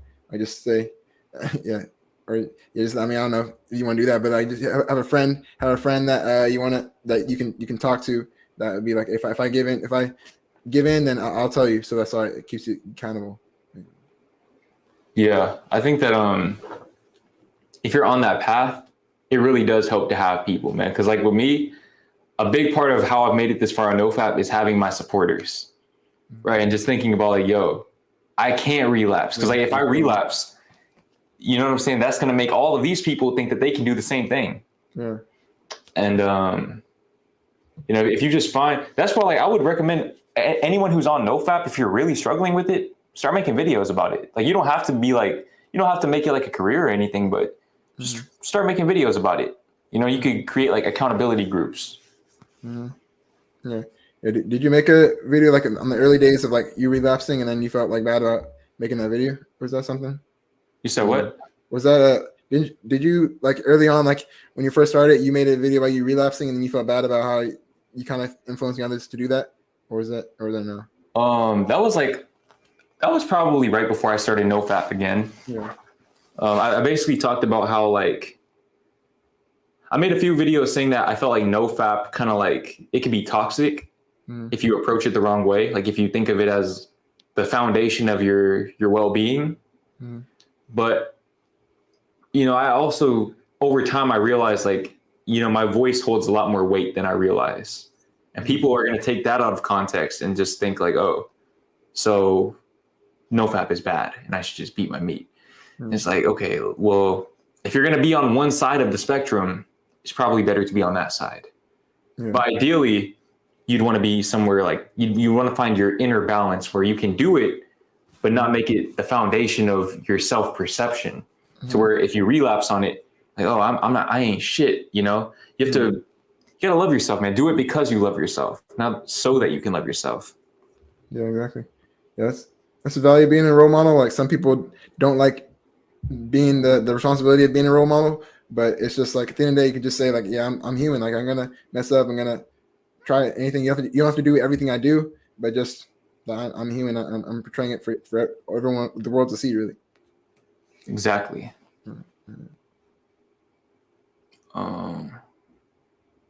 We got J-Dog. How do I overcome stuttering? I've been struggling for years and I don't know how to cure it. I haven't struggled so much with stuttering, but just using crutch words. And I think they're kind of the same thing in a sense. See, I just said right there. Like, I said like, fuck me, I should have. But no, but I feel like it all, just in terms of being a better speaker in general, I posted a video maybe a month ago that should help you out. But I feel like with stuttering, or what's like another speech impediment that's like that's more mindset related. Mindset related. I'm trying to draw like a parallel. Yeah. Can't think of one. I mean, yeah, stuttering is a big one. Yeah, like because I still struggle with stuttering every now and then, but it's like it's kind of like we're talking about self-esteem and working on it. Kind of some things, some people have it more serious than others, where it's like you won't completely cure it, but if you can start working on it and practice and speak more often, then you're gonna get a little better and reduce it. So that's pretty much all you can do, really. Yeah, repetition. Somebody that you should definitely look at is Steve Harvey. Steve Harvey said that like he had severe stuttering problems. Yeah. And that man is on TV. Like his career is like being a stand-up comedian, being on TV. That just goes to show that you can do anything. Like you just kind of have to like first embrace it, like acknowledge it, embrace it, and then just chip away at it, slowly but surely. Yeah, yes. Yeah, Steve Harvey's story is inspiring too. If y'all want to learn about his, and then people were saying like shaky voice or just like voice cracks. But yeah, it just comes from just gaining confidence and practicing and experience. Exactly, man. Steve Harvey, those videos, like I don't know if you probably know the ones that I'm talking about, like those little bro, those when I right after I quit my job, bro, like those were the ones that really got me through that time. It was that man, Steve Harvey. Yeah, he's been through it too. Yeah. So when he talked about, just taking that leap of faith, and that was really what I needed to hear at that time. Mm-hmm. Just taking the leap of faith on yourself.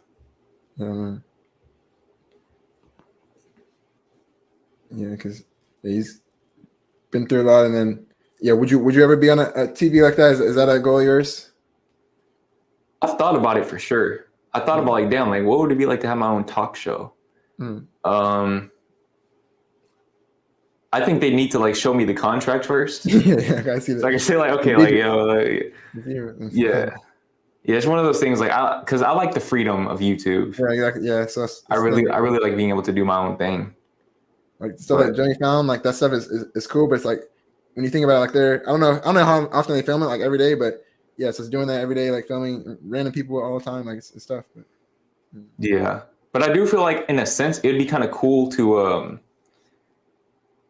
because you have other people taking care of everything. All you need to do is show up to work and just talk, and they're gonna go and source people for you. Like they're gonna find people to bring on your show, and then you're really just getting paid to have a conversation. Yeah. But it's one of those things. I wouldn't rule it out. Yeah. I wouldn't rule it out for sure, but I like what I'm doing right now. Yeah.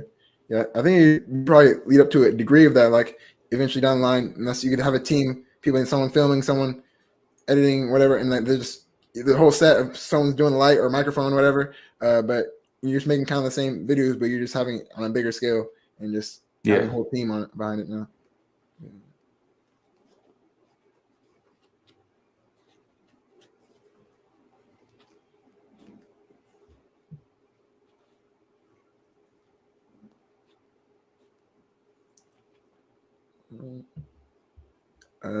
This water's hitting me again. I'll be right back. Swazi had a question about to ask my crush out on Monday, but I don't think I have the emotional maturity for it. Do I ask her or do I back off? One, like I said, the only way to overcome fear is by jumping off the cliff and just by taking that step, that leap of faith. So if something you really want, like you really want to have a crush, like think about how you're gonna regret it afterwards. So if you don't do it. So if you really want to ask your crush out, then you're just gonna have to do it. Just rip the Band-Aid off and try it out. And then you said, or do I back off? So that's another big thing about regret. Regret is a super powerful motivator, because if you're thinking about in a year from now, will I regret having never asked out my crush? And maybe she's with another guy, maybe you never see her again, but you never know what could have happened if you would have asked her out. So I say go for it. Just try it out. And the worst that can happen, she says no, then you go about your day, and just like you would have done regardless of it. So the best thing that can happen, y'all, maybe things work out, but the worst thing that happens, she says no, and you move on. So it's not too big of a deal. Just think about regret.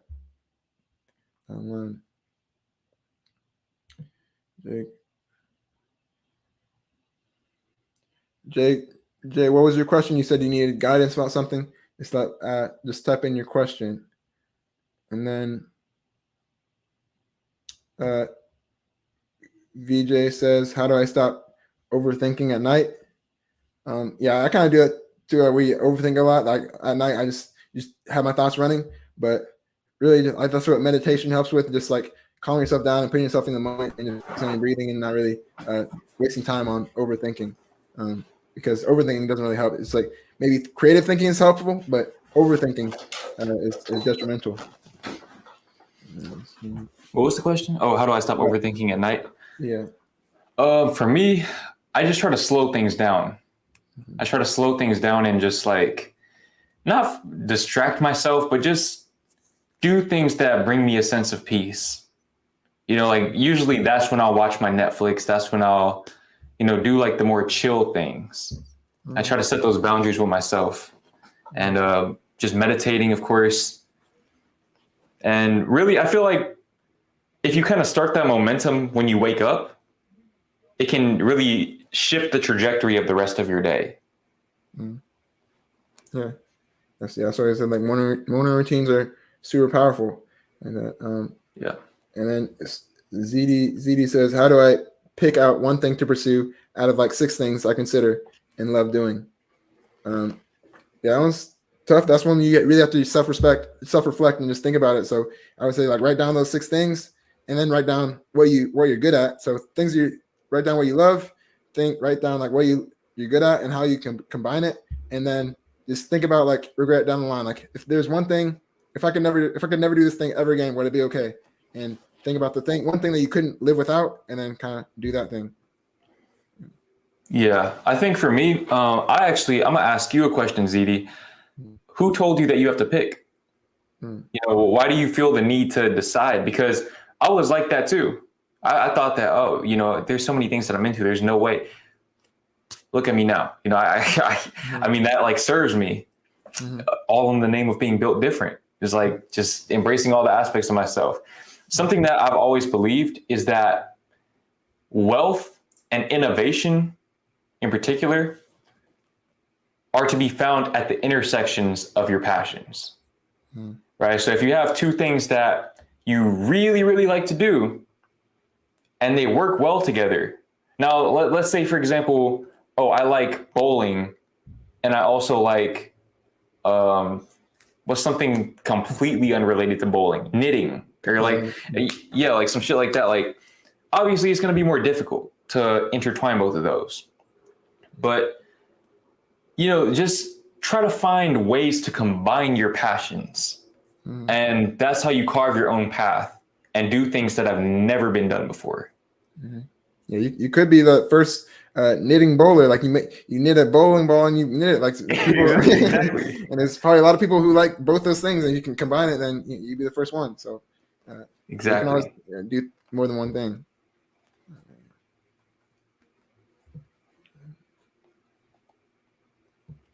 Zito was saying, he said, I realized I can't be the jack of all trades if I want to be the master of one, pouring all my energy into one skill and becoming really good.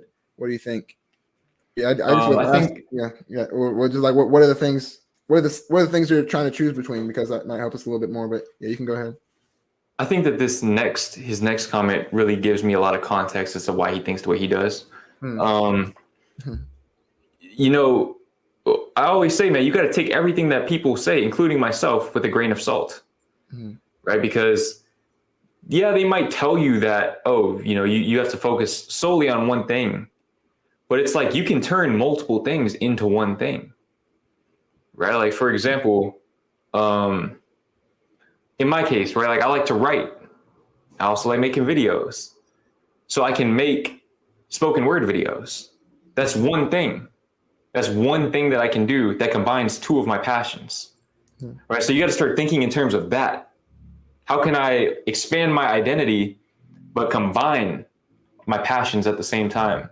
And also, you know, figure out what you're gifted at. Like Bryce was saying earlier, figure out what you're gifted at and put a little bit of extra energy into that. Yeah. And it is the thing about like splitting your energy up, but like you said, you can always combine it and find a way to influence it. And even if that's not the thing that you're gonna like, that's not your sole purpose. You can always have hobbies. Like you just can have that to relax your brain. Start knitting. If you're bowling all day, but you want to knit at night, it's up to you. And then who knows? Maybe you become a really good knitter, and then that becomes your focus. So you can always have a balance. Exactly, man. One thing that I've really learned to do recently is to embrace my inner Renaissance man. You know, and if you guys don't know what a Renaissance man is, I'm not like, you know, I dropped out of school, so I'm not going to give you like the academic definition, but basically it's a man who's goated in a bunch of different things. He's really good at just like, I think the traditional archetype was like, he had to know an instrument. He had to speak multiple languages. He had to be able to write poetry. It was like, you know, things like that, be able to like draw. So like, if you become really good at a bunch of different things, that's a very fulfilling life to me. In my opinion, that will give you like, imagine like imagine if you could play guitar, speak French, your body is like in super good condition. You're goated at sports. Like you could hoop. You're going to LA Fitness, dropping people off at 6:00 p.m. You're good at singing. Like just imagine being really good at everything that you are passionate about. Like, you know, and even if it's just like a matter of starting off as a hobby for certain things, but like building that momentum towards improvement. I mean, that's always going to be a very fulfilling way to live. Yeah. And you have to keep in mind, like we're humans, we're complex. So like when we're children, we're into anything like, oh, I like this, like that. We have a lot of different interests. And then kind of we go older, we kind of get pigeonholed, whether that's through school or whatever it is, to do one thing, or just have a factory job where I just do one thing over and over. It's like we're complex. We have all the different interests that may change over time too. So yeah, one way to improve your creativity is to do a lot of different things, try new things. Take what you love doing and do those things all the time. And you can get a Renaissance man and become better in all those areas. Exactly. And the modern day Renaissance man is the built different man. Built different man. I coined that first. Right here today, November 6th, 2021. Copyright. Exactly. But now this next question, this will probably be the last question we answer. I just now noticed we've been live for almost 3 hours. But now this is a very good question to end it off on though. What is one thing you know now that you wish you would have known when you first started out as a YouTuber? Now, you started YouTube before I did, for sure, because I remember seeing your channel like back in like 2018, I think, something like that. Yeah, something like that. And you were already doing pretty good. So like, when did you first start? Like, how did you even get started with that? Yeah. So I was kind of like you were, it's off and on. So I started like senior year of high school making soccer drill videos, soccer videos, but I wasn't like trying to be a soccer YouTuber. I just kind of liked doing it. So I just made a video one month and made a video next month, something like that. And did that for a little bit. And then I stopped. Once I went to college, you get busy. So I just stopped making that for like maybe like a year, and then came back, tried to make more soccer drill videos consistently through like Instagram too, combining that. And then this year, I started making like these videos every day on like mindset. So I've been just doing it off and on. And then this year I've been doing it, focused on it.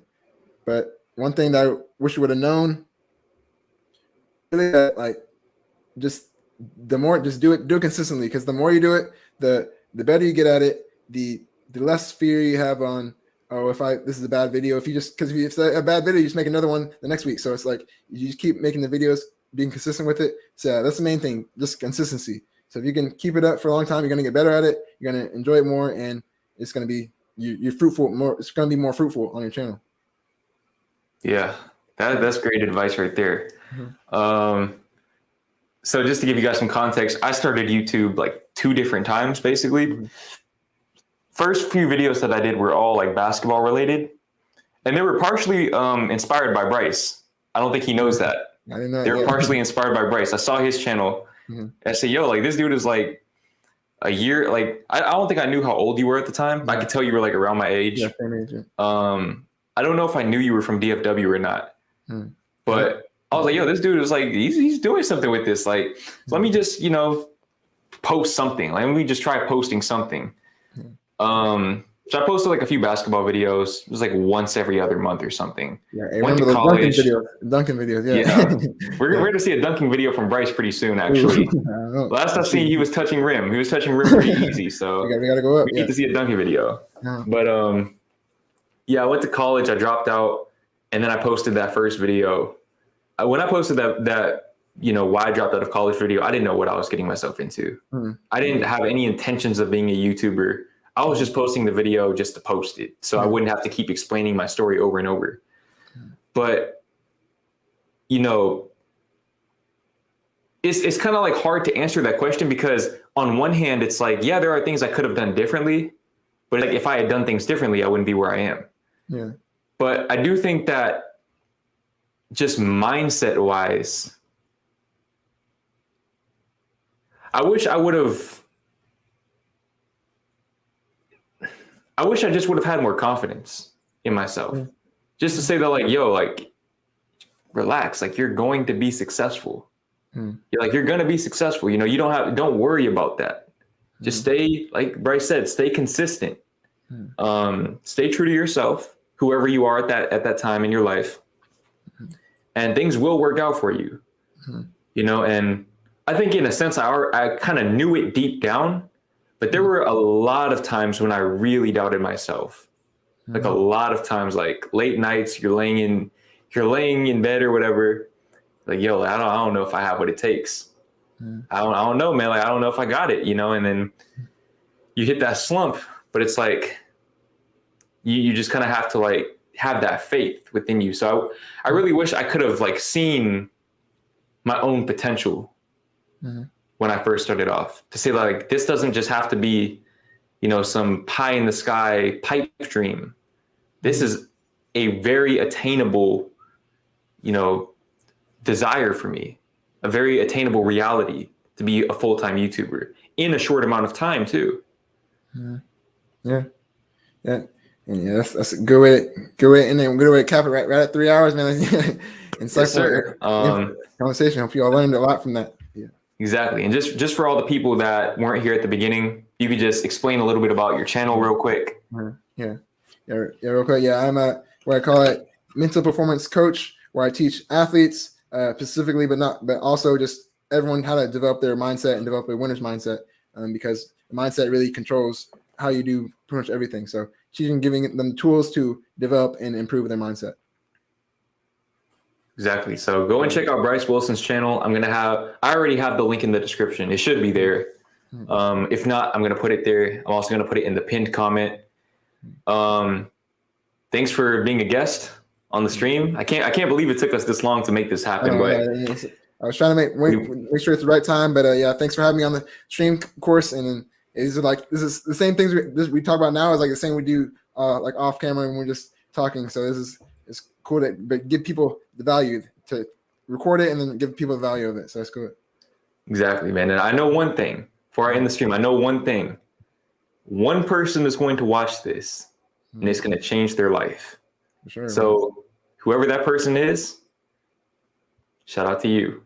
Shout out. Shout out. I think that's a good place to end it. So I don't have any outros or anything. I go through this with every stream. So we're just going to kind of like, how do I end it? Yeah. We're just going to